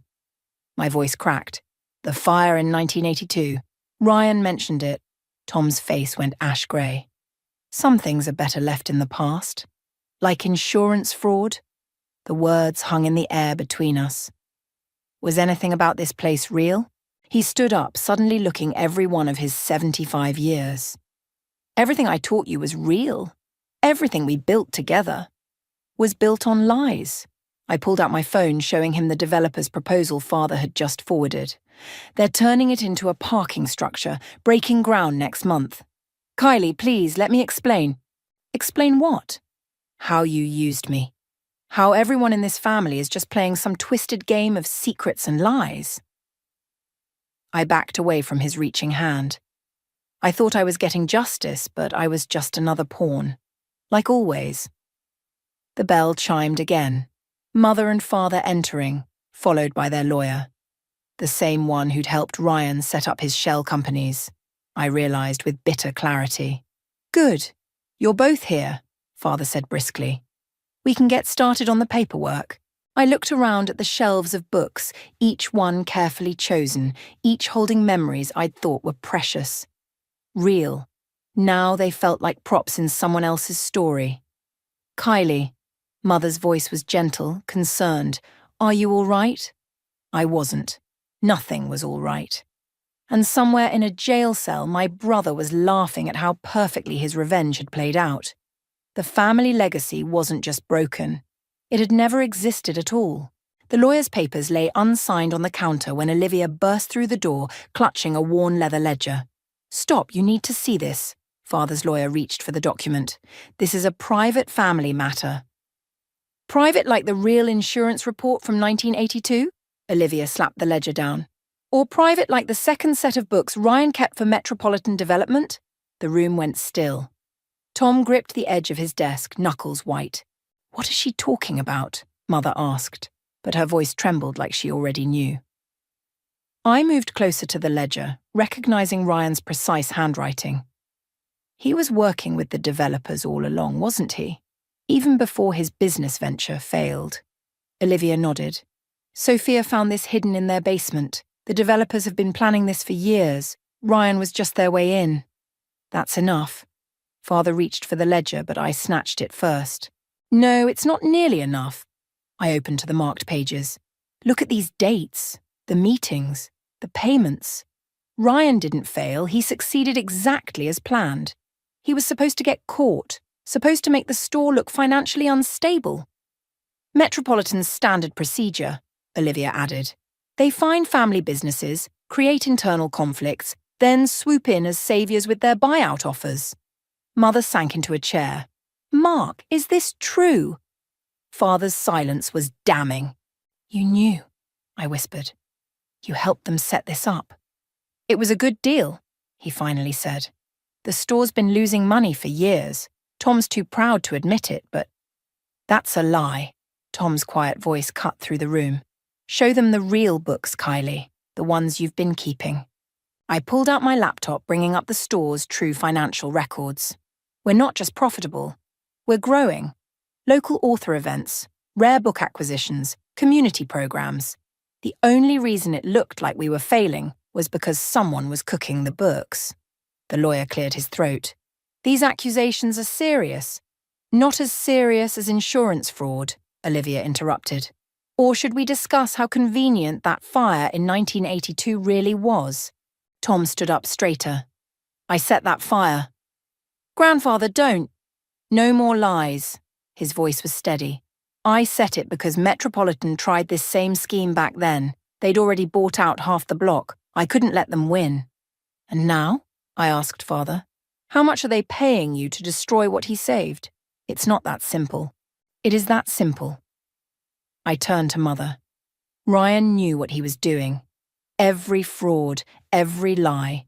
It was all orchestrated to bring us here, to this moment, to this choice. She looked at the unsigned papers, then at Father. All these years you told me we were helping him succeed. We were protecting our investment, he insisted. Making sure the family legacy. Legacy? I laughed bitterly. The only legacy here is lies. Ryan's, yours, even grandfather's, but at least he was lying to protect something real. The developer's offer stands, the lawyer interjected, regardless of how we got here. Get out. The words came from Mother, surprising us all. Mark, you too. I need to speak with my daughter and Father alone. Father started to protest, but something in her expression stopped him. He followed the lawyer out, the bell chiming their exit. In the silence that followed, Mother picked up the developer's contract and began slowly, deliberately tearing it to pieces. Mom, I spent years believing in the wrong things, she said quietly. The wrong person, the wrong dreams. She looked up at me. Show me these community programs of yours. Show me what you've built while we weren't looking. Tom moved to stand beside her. We all have debts to pay, Linda. Maybe it's time we started with the ones that matter most. Outside the sun was setting, casting long shadows through the windows. Somewhere across town, Ryan sat in his cell, thinking he'd won. But as I opened my files to show Mother our real legacy, the one I'd been building all along, I realized that maybe winning wasn't the point. Maybe the real victory was in finally being seen. The autumn wind scattered leaves across the bookstore's new sign, Tom and Kylie's Books, A Family Legacy. Inside, the evening reading group was wrapping up, their laughter and chatter filling the renovated space.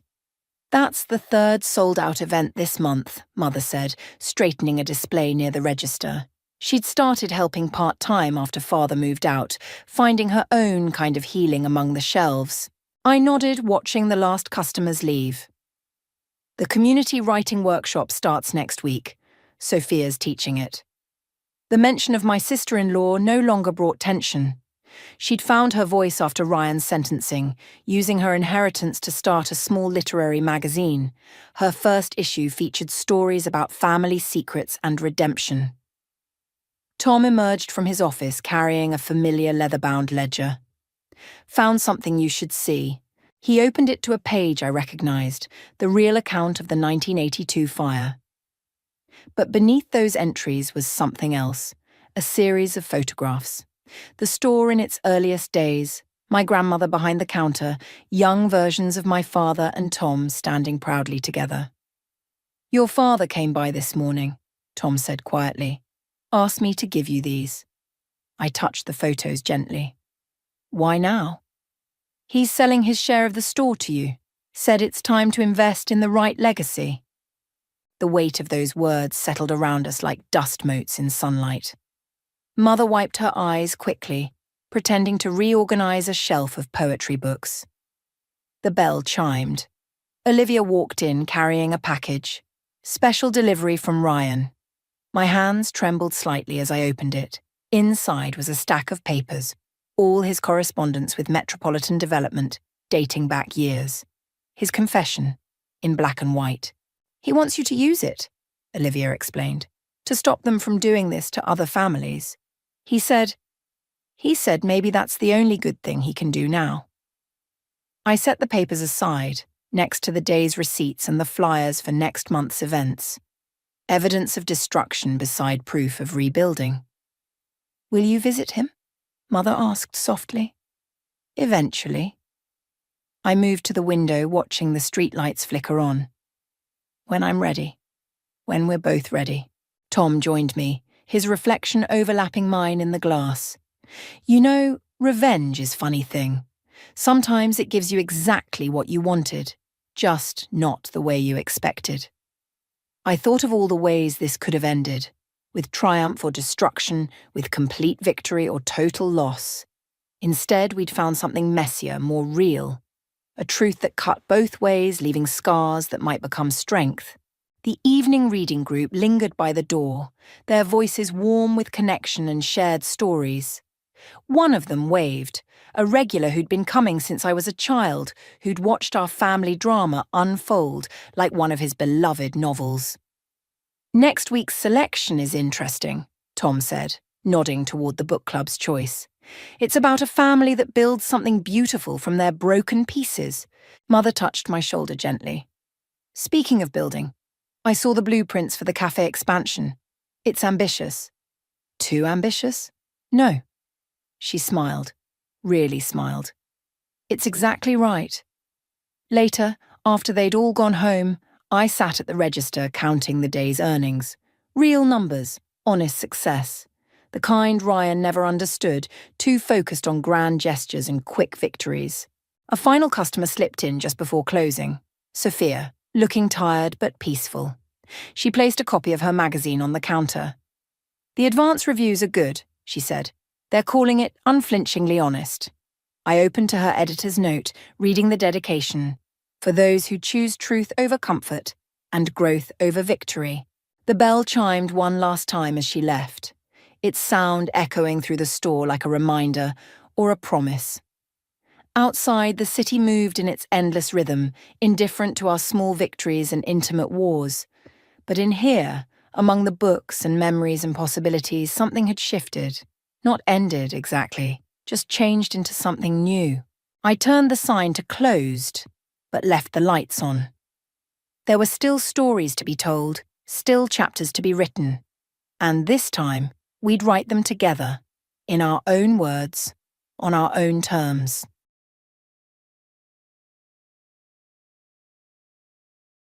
Libraries hold secrets between their pages, but today those secrets spilled into my reality. The package sat innocently on my desk. No return address, just my name in precise block letters. Inside, a plain USB drive nestled in bubble wrap, like a time bomb waiting to detonate. I'm Valerie, and until 10 minutes ago, I thought I knew what my life was about. Quiet afternoons, helping patrons find their next great read. Evenings planning my wedding with Lucas. Weekends touring potential houses in neighborhoods we couldn't quite afford yet. Simple, predictable, safe. The video changed everything. "You're sure about this?" Lucas's voice, unmistakable even through the grainy footage. He stood in what looked like a hotel room, shirt unbuttoned, talking to someone off camera. "Once we do this, there's no going back." A woman's laugh, sultry and confident. "That's the point, isn't it? Your parents want Crawford Industries crushed. This will destroy Sarah Crawford's reputation and tank their stock prices just before the merger." My hands trembled as I watched Lucas, my Lucas, pull the woman into frame. Their kiss wasn't staged or reluctant. It was hungry, practiced, familiar. Mrs. Morgan, Tommy, one of our regular middle school patrons, appeared at my desk. "Can you help me find that book about dragons?" I slammed my laptop shut so hard it made him jump. "Sorry, Tommy. I'm not feeling well. Maybe Miss Peters can help?" The boy's concerned face swam in my vision as I grabbed my purse and phone. The afternoon sun felt too bright, too harsh as I stumbled out to my car. 3 missed calls from Lucas already lit up my screen. Of course, his mother's weekly family dinner was tonight. The dinner where we were supposed to announce our wedding date. My phone buzzed again. Lucas. "Hey beautiful, where are you?" Mom's getting antsy about dinner. His voice, so normal, so loving, made bile rise in my throat. "I'm not coming." "What? Why not?" "You know how important these dinners are to my family." Family. The Bennetts and their precious reputation. Their real estate empire built on backroom deals and crushed competitors. How had I been so blind? "I'm not feeling well," I managed, the lie bitter on my tongue. "Give your mother my apologies." "Val, wait." I hung up and drove straight to Sarah's house. Not Sarah Crawford. Sarah Blake, my best friend since 3rd grade. The only person I could trust right now. She opened her door, took one look at my face, and pulled me inside. "What happened?" I handed her my laptop with shaking hands. "Watch it, please. Tell me I'm crazy. Tell me there's some explanation that doesn't destroy everything I thought I knew." Sarah's face hardened as she watched, her social worker's composure cracking. "That son of a bitch. What do I do?" My voice sounded strange, hollow. "The wedding invitations are already ordered. His mother's planning this massive society event. Everyone knows." "Forget everyone else," Sarah snapped. "What do you want to do?" I stared at my engagement ring, the diamond catching light like a warning beacon. "I want to understand why. I want to know how long he's been lying. And then," my fingers curled into fists, "I want to make him feel exactly what I'm feeling right now." Sarah's eyes widened slightly. In 15 years of friendship, she'd never heard that tone in my voice. "Val, they think I'm just the quiet librarian, the perfect trophy wife for their golden boy." Something cold and certain crystallized in my chest. "They have no idea what I'm capable of." My phone buzzed again. Another text from Lucas. "Mother's worried about you. Please call me back." I turned off my phone and looked at Sarah. "Will you help me?" She nodded slowly. "Whatever you need. But Val, be careful. The Bennetts didn't get where they are by playing nice." "Good," I said, and my voice was steel. "Neither will I." 3 days of dodging Lucas's calls had turned into a week. 7 days of carrying this burning coal in my chest, of practicing my blank librarian smile while my world crumbled.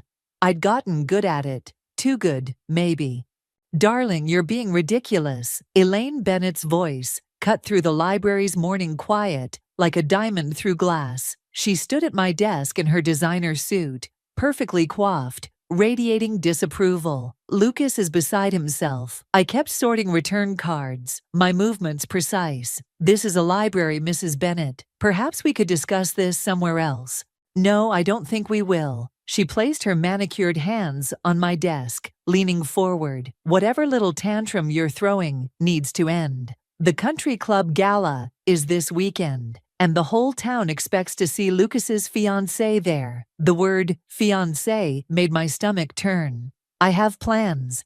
Cancel them, not a request. The Crawfords will be there. Robert needs to finalize certain arrangements, and your absence would raise unfortunate questions. My hands stilled. The Crawfords, of course they'd be there. The family Lucas helped destroy through that woman in the video. I looked up, meeting Elaine's steel gray eyes. How long have you known? Something flickered across her face. Surprise? Fear? Known what, dear? About Lucas and Sarah Crawford's reputation. About the merger. Elaine straightened, smoothing her jacket. I'm sure I don't know what you mean, but if you're having doubts about joining our family, perhaps we should discuss your expectations. The threat hung between us, delicate as spider silk. I thought of the USB drive, safely copied and stored in 3 different locations. My expectations, they're quite simple actually. Honesty, loyalty, basic human decency. How charmingly naive. Elaine's smile didn't reach her eyes. The Bennet name comes with certain responsibilities, certain necessary compromises. Like destroying innocent people, like protecting what's ours. She gathered her purse. The gala, Saturday, 8 o'clock. Wear the blue Valentino. It photographs well. After she left, I called Sarah. The Bennets are planning something at the country club gala, something involving the Crawfords. I've been digging, Sarah said. The Crawford merger isn't just business, it's personal. Robert Bennet and James Crawford were business partners 20 years ago. Something went wrong, really wrong. Half the records from that time are missing or sealed. Can you get access? Maybe. But Val, I found something else. Your Uncle Jonathan. He was their attorney back then. He quit right after whatever happened and disappeared from public life. My Uncle Jonathan, the black sheep artist who sent me birthday cards but never visited, who warned me when Lucas and I got engaged to be careful of pretty facades. I need to talk to him, I said. Already ahead of you. He's living in that old studio complex on River Street. But Val, the Bennets have to know you're asking questions by now. Be careful. I hung up just as Lucas appeared between the stacks. He looked terrible, shadows under his eyes, tie slightly crooked. Val, please, we need to talk. About what? The video? The Crawfords? Or how your family's using our wedding to cover up their latest scheme? He flinched. It's not what you think. I can explain everything. Can you explain why you're helping destroy an innocent woman's reputation? Sarah Crawford isn't innocent. His voice dropped. What happened with her? It wasn't personal. It was necessary. Necessary for what? To protect you. He reached for my hand. I pulled away. There are things you don't understand, Val. Things I've been trying to shield you from. Just come to the gala. Let me show you the whole picture. I studied his face, the face I'd loved, trusted, planned a future with. Was he lying, protecting me, or just trying to draw me deeper into his family's web? Fine, I said. I'll be there. Relief flooded his features. He didn't notice my other hand, sliding my phone into my purse, stopping the recording I'd started when he walked in. After he left, I pulled up my uncle's address. Time to learn what the Bennets were really hiding, and why Jonathan had walked away all those years ago. The truth was waiting. I just had to be smart enough and strong enough to face it. The art studio reeked of turpentine and secrets. Uncle Jonathan stood before an enormous canvas, his silver hair wild, paint-stained fingers gripping a brush like a weapon. He didn't turn when I entered. 20 years, he said. I wondered which of them would crack first. You knew. The words tasted like ash. You knew what the Bennets were capable of, and you let me get engaged to Lucas anyway. Would you have believed me? He finally faced me, eyes sharp, despite his disheveled appearance. Love makes excellent blinders, Valerie. I should know. On his walls, dark paintings loomed, abstract shapes that looked like screaming faces, broken bodies, shattered glass. One caught my eye, a woman falling through darkness, reaching for something just beyond frame. Robert Bennett destroyed James Crawford once before, Jonathan said, following my gaze. The night Sarah Crawford's mother died in that accident, I was there. I helped cover it up. My knees went weak. What? Sit. He gestured to a paint-splattered stool. You'll need to hear this sitting down. But before he could continue, my phone buzzed. A text from Sarah. 911. Crawford Industries just announced bankruptcy. Stock in free fall. Sarah C. found unconscious in her office. It's happening again, Jonathan muttered, reading over my shoulder. They're moving faster this time. What do you mean? He crossed to a locked cabinet, pulled out a thick file. Everything I couldn't bury deep enough. Bank transfers, falsified reports, witness statements about Maria Crawford's death. Robert Bennett orchestrated it all. But Lucas's mother, Elaine, she was the mastermind. Lucas said he was protecting me. My voice sounded distant, hollow. Maybe he thinks he is. Jonathan's laugh was bitter. That's how they work. They make you believe the corruption is necessary, noble even. I believed it too, until Maria died. My phone buzzed again. Lucas, where are you? Father needs everyone at the office now. It's important. They're gathering the troops, Jonathan said, making sure everyone's stories align. I stared at the file in my hands. 2 decades of carefully documented crimes. Why didn't you expose them? They owned the police, the papers, half the judges in 3 counties, and they had something on me, something I couldn't risk coming to light. He touched one of his paintings. Sometimes survival means waiting for the right moment. And now? Now they're sloppy, desperate. The Crawford merger was supposed to be their masterpiece, their way of finally burying the past. Instead, he gestured at my phone, still buzzing with updates about Sarah Crawford's hospitalization. A text from Sarah Blake. Police investigating possible poisoning. Get somewhere safe. The pieces clicked together with terrible clarity. The gala, I whispered. That's where they'll finish it. Make it all look legitimate while everyone's watching. Probably. Jonathan's eyes met mine. Question is, what are you going to do about it? I opened the file, saw photos of a younger Robert Bennett shaking hands with James Crawford, newspaper clippings about Maria Crawford's car accident, bank statements showing millions moving through shell companies. I need copies, I said, of everything. Already made them. He pulled out a USB drive, identical to the one that had started all this. But Valerie, if you do this, there's no going back. The Bennetts don't just destroy careers, they destroy lives. I thought of Lucas's face when he said he was protecting me, of Elaine's subtle threats in the library, of Sarah Crawford lying in a hospital bed because she stood in their way. They've been destroying lives for 20 years, I said, pocketing the drive. Time someone destroyed them back. My phone lit up one more time. Lucas again. Please, Val, whatever you're thinking, don't do anything rash. Let me explain first. I turned off my phone and looked at Jonathan. I need one more thing from you. What's that? Your guest list from 20 years ago, the night Maria Crawford died. Every person who was there, who might have seen something.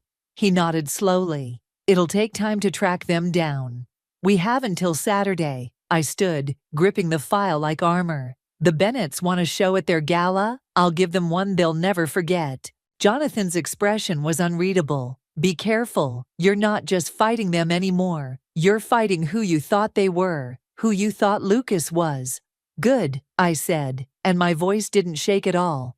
That woman died the day I got that video. Time to show them who I really am. The migraine hit during my 3rd hour of digging through Jonathan's files. My vision blurred, hands trembling, as I reached for my coffee, now stone cold. The documents before me painted a picture darker than I'd imagined. Decades of calculated destruction, all wrapped in perfectly legal paperwork. My phone lit up. Sarah Blake. They're moving Sarah Crawford to a private facility. Her father's missing. The coffee cup slipped from my grip, shattering on the floor. Missing? Left the hospital an hour ago. His security detail lost him near the marina. Sarah's voice dropped. Val, there's something else. I got into Lucas's email. My stomach lurched. Tell me. He's been tracking you. Every move, every call. There's a security team assigned to protect you. The word dripped with sarcasm. And he's got people watching Jonathan's studio. The room spun. I stumbled to the bathroom, barely making it before my stomach emptied itself. When I could breathe again, I pressed my forehead against the cool tile. Why didn't I see it sooner? A knock at my apartment door made me freeze. Val? Lucas's voice. I know you're home. Please, we need to talk. I stayed silent, but my phone buzzed with Sarah's text. Don't answer. Getting you out. Back door. 5 minutes. Another knock. Harder. Valerie, this is important. James Crawford is unstable. He's making threats. We're worried about your safety. I grabbed Jonathan's files, shoving them into my bag. My engagement ring caught the light. A diamond that suddenly felt like a tracking device. I twisted it off, left it on the bathroom counter. The door handle jiggled. Val, I'm coming in. The spare key.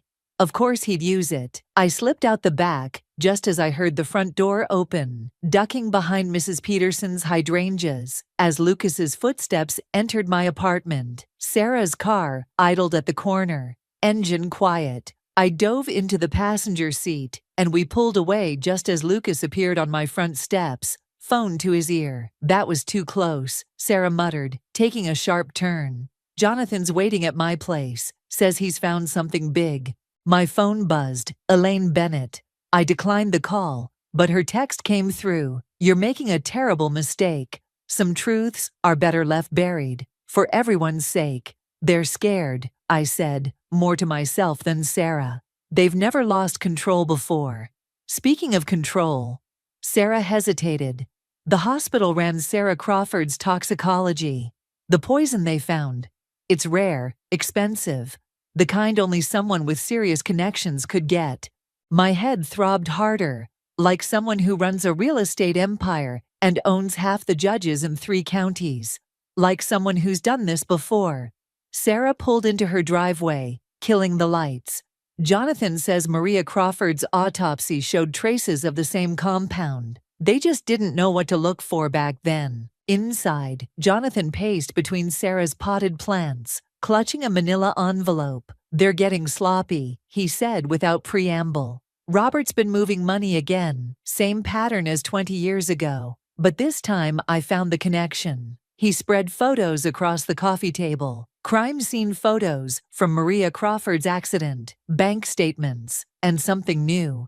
Security footage showing Lucas entering a private airport terminal last week, carrying a briefcase. The poison came through a contact in Singapore, Jonathan said. Lucas made the pickup himself. The room tilted.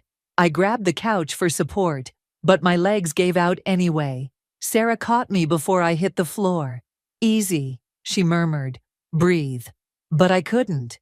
Lucas hadn't just known. He'd been an active participant. Every kiss, every promise, every moment we'd planned our future.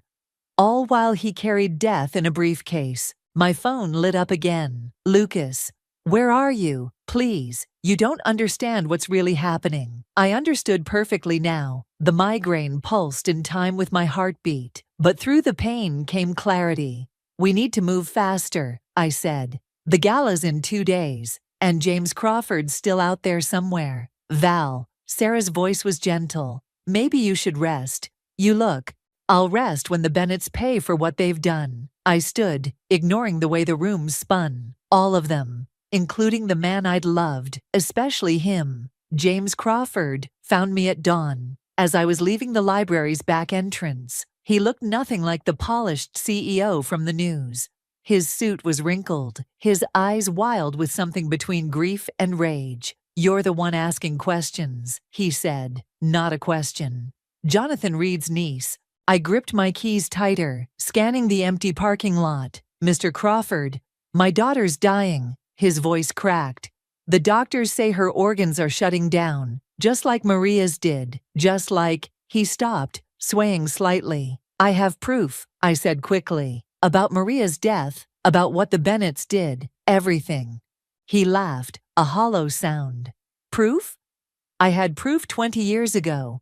Want to know what happened to it? He pulled up his sleeve, revealing a twisted scar. Robert Bennett's message about keeping quiet. A car engine rumbled in the distance. Crawford grabbed my arm, surprisingly strong. They're watching, always watching. But I found something, in Maria's old studio, something they missed. He pressed a key into my palm. Storage Unit 23, Harbor Lock. The truth about Jonathan's part in all this. Why he really disappeared. His eyes darted around. They're coming. Remember, Unit 23. He melted into the shadows just as headlights swept the parking lot. A black SUV crawled past, windows tinted. I recognized the driver, one of Lucas's security team. My phone buzzed. Sarah. Emergency. Sarah Crawford flatlined. They brought her back, but I stared at the key in my hand. Harbor Lock was 30 minutes away. The gala was tonight. And somewhere in Unit 23 lay answers about Jonathan, answers he hadn't shared. The SUV circled back. I ducked into my car, heart pounding, called Jonathan. What aren't you telling me? My voice shook. About Maria Crawford's death. Silence. Then, where are you? Answer the question. Valerie, listen carefully. James Crawford is dangerous, unstable. After Maria died, he said you played a bigger part than you admitted. That there's proof. Don't, his voice turned urgent. Don't go to the storage unit. It's not what you think. The Bennetts aren't the only ones with secrets. The line went dead. My phone showed a new message from Lucas. Found your ring. Please come home. Let me explain everything. The SUV passed again, slower this time. Decision time. I started my car, headed for Harbor Lock. Jonathan's warning echoed in my head, but Crawford's desperate eyes haunted me more. 20 years of buried truth, and everyone trying to control which pieces I saw. Sarah called. Val, stop whatever you're planning. Lucas just strong-armed his way into the hospital. He's with Sarah Crawford now, alone.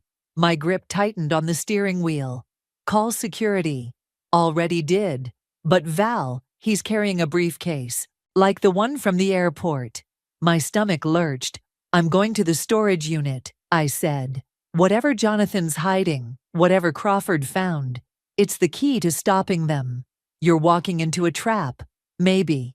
I watched the SUV in my rearview mirror, still following. But I'm done letting them decide what I can handle. Done being the quiet librarian they can manipulate. Val, if I don't call in an hour, send everything we have to the police. Everything. I hung up, turned off my phone. The sun climbed higher as I drove, painting the world in harsh light. No more shadows to hide in. No more half-truths to hide behind.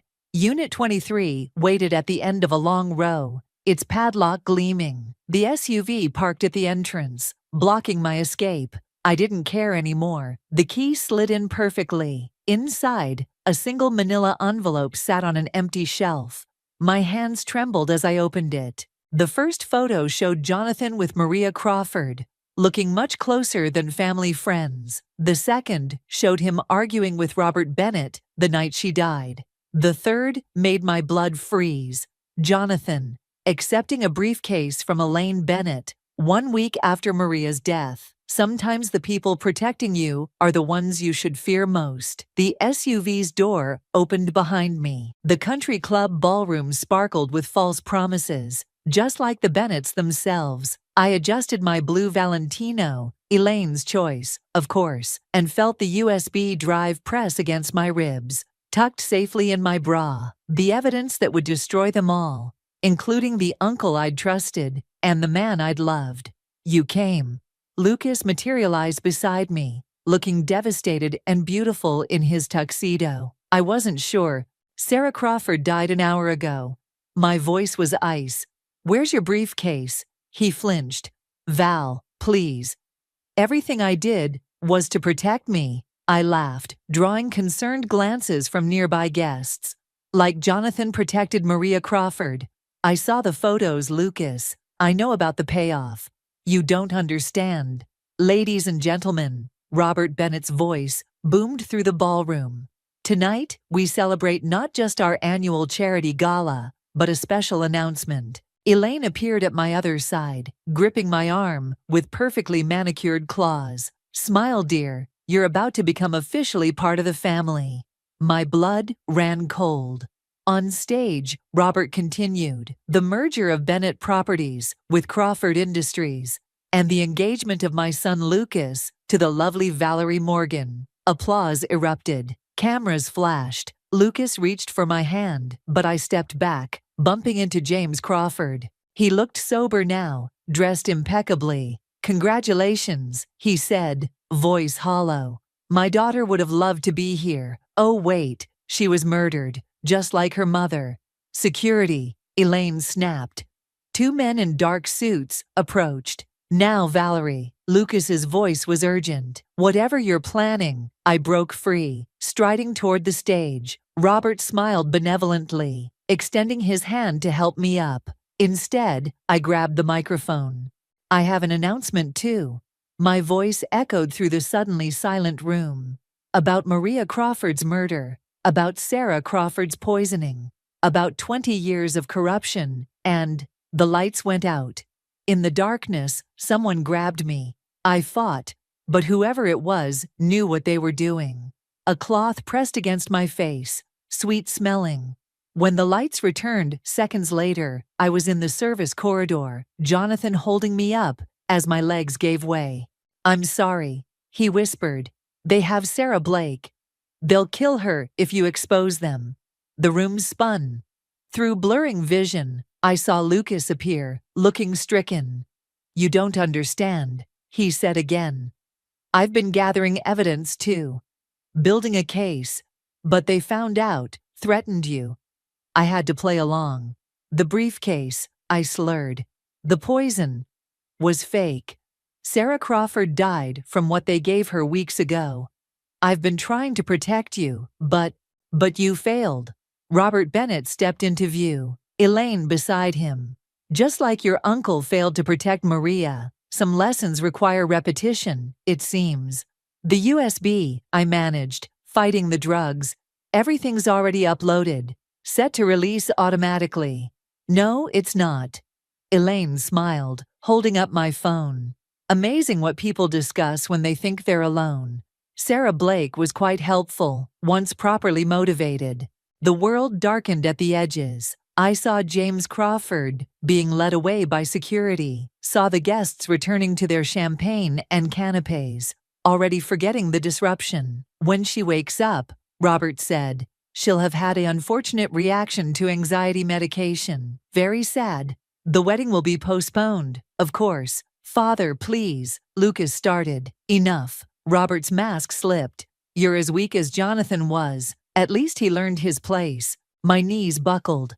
Jonathan caught me, his artist's hand shaking. The hands that had taken money to keep quiet about Maria's death. The hands that had just drugged me to protect Sarah. The last thing I saw was Lucas's face, torn between love and fear, duty and betrayal, just like Jonathan's must have been 20 years ago. Then darkness took me, and with it, any hope of justice. But they forgot something. The quiet librarian who cataloged their secrets, who knew that sometimes the most dangerous weapons weren't evidence or exposure. Sometimes they were patience and memory and rage. I woke up in the hospital with Sarah Blake's hand in mine and revenge burning in my throat. The room was private, expensive, the Bennetts taking care of their own. Through the window, I could see their security detail pretending to be casual visitors.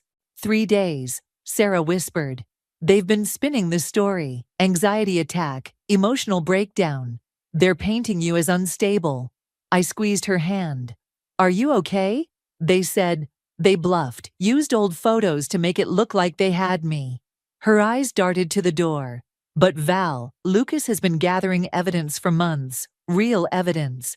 He came to me weeks ago, before you even got that USB drive. The door opened. Elaine Bennett swept in, perfectly coiffed, carrying flowers. "Darling, you're awake. We've been so worried." Behind her came Robert, Lucas, and Jonathan. "My uncle wouldn't meet my eyes." "The press release is ready," Elaine continued. "Just a touch of pre-wedding jitters. Completely understandable. The ceremony will be rescheduled once you're feeling better." "No." My voice was raw but steady. "It won't." Robert's smile tightened. "Valerie, be reasonable. You're confused, emotional. Play it," I told Sarah. She pulled out her phone, pressed play. Robert's voice filled the room. "The merger of Bennett Properties with Crawford Industries and the engagement of my son Lucas to the lovely Valerie Morgan." Then static, darkness, but the audio continued, crystal clear. "Amazing what people discuss when they think they're alone," my voice said, mimicking Elaine's words from the gala. Then Robert's voice, damning himself. "When she wakes up, she'll have had an unfortunate reaction to anxiety medication. Very sad." Elaine's face went white. "Where did you—" "Library cards," I said. "Remember, I'm just the quiet librarian. The one who helped set up the country club's new security system last month. The one who made sure every room had proper surveillance. For safety, of course." "You don't understand what you're doing," Robert growled. "I understand perfectly." I sat up straighter. "Every conversation, every meeting, every threat, all recorded, backed up to servers you can't reach. Sarah Crawford's murder, Maria's death, all of it. One call, and it goes to every news outlet in the country." "You're bluffing," Elaine snapped. Lucas stepped forward. "She's not." He pulled out a flash drive. "Because I gave her access. Months ago, when I started building the case against you." Robert lunged for his son, but Jonathan moved faster, blocking him. "Enough," my uncle said. 20 years of enough. "You took our money," Robert snarled. "I took your blood money to stay close, to watch you, to wait."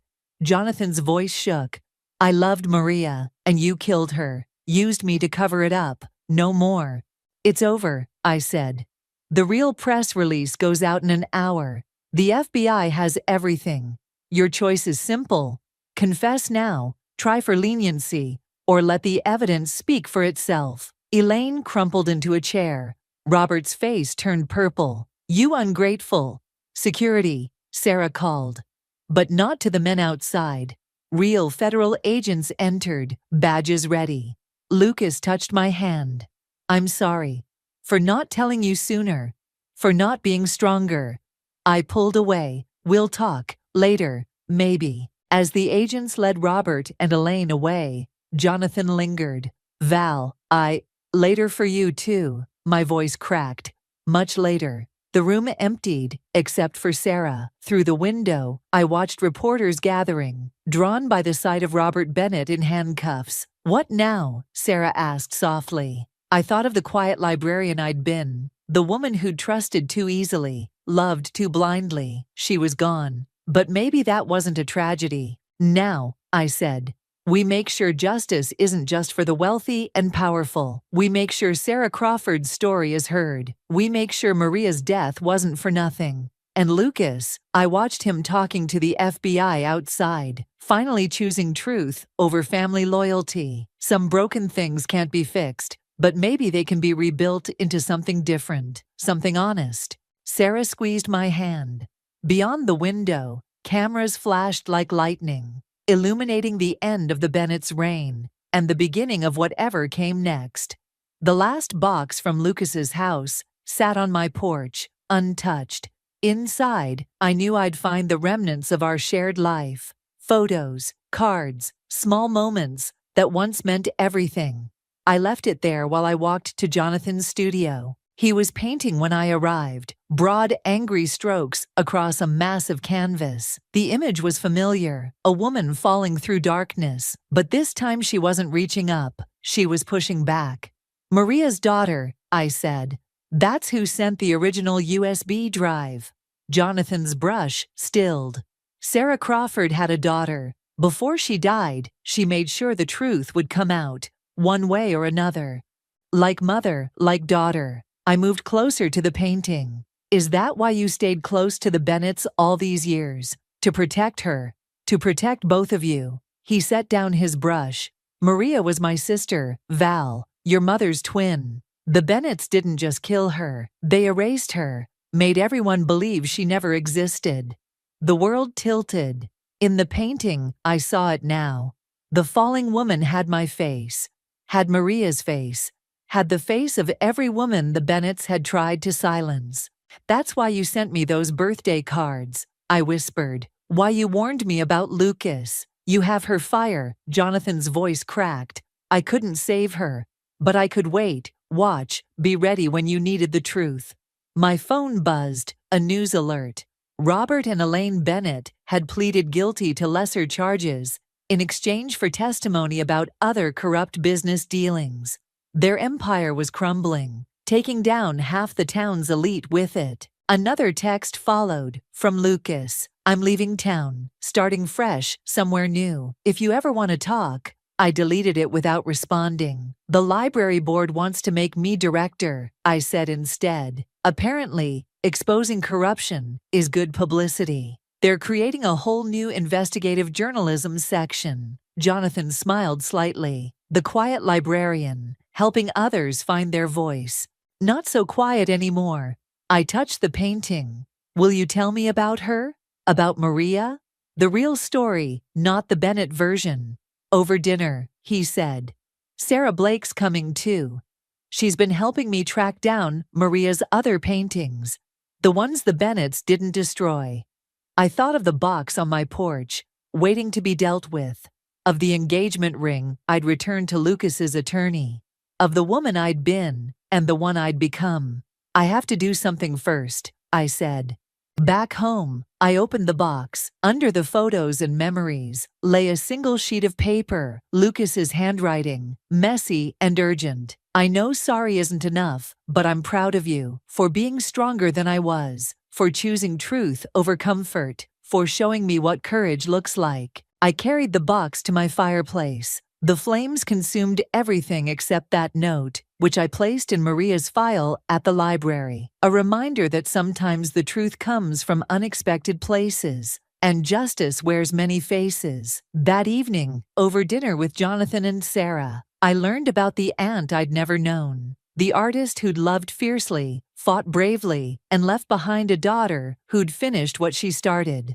To Maria, Sarah raised her glass, and to the quiet ones who refused to stay quiet. To the truth, Jonathan added. I thought of the falling woman in Jonathan's painting, no longer reaching up, but pushing back. Thought of the library waiting for me tomorrow, full of stories yet to be uncovered. To justice, I said, in all its forms. Outside, the sun set on the ruins of the Bennett Empire. Tomorrow would bring new challenges, new truths to uncover, new voices seeking to be heard. But for now, sitting with my real family, I was exactly where I needed to be. Not falling through darkness, but standing in light. Finally, perfectly, free.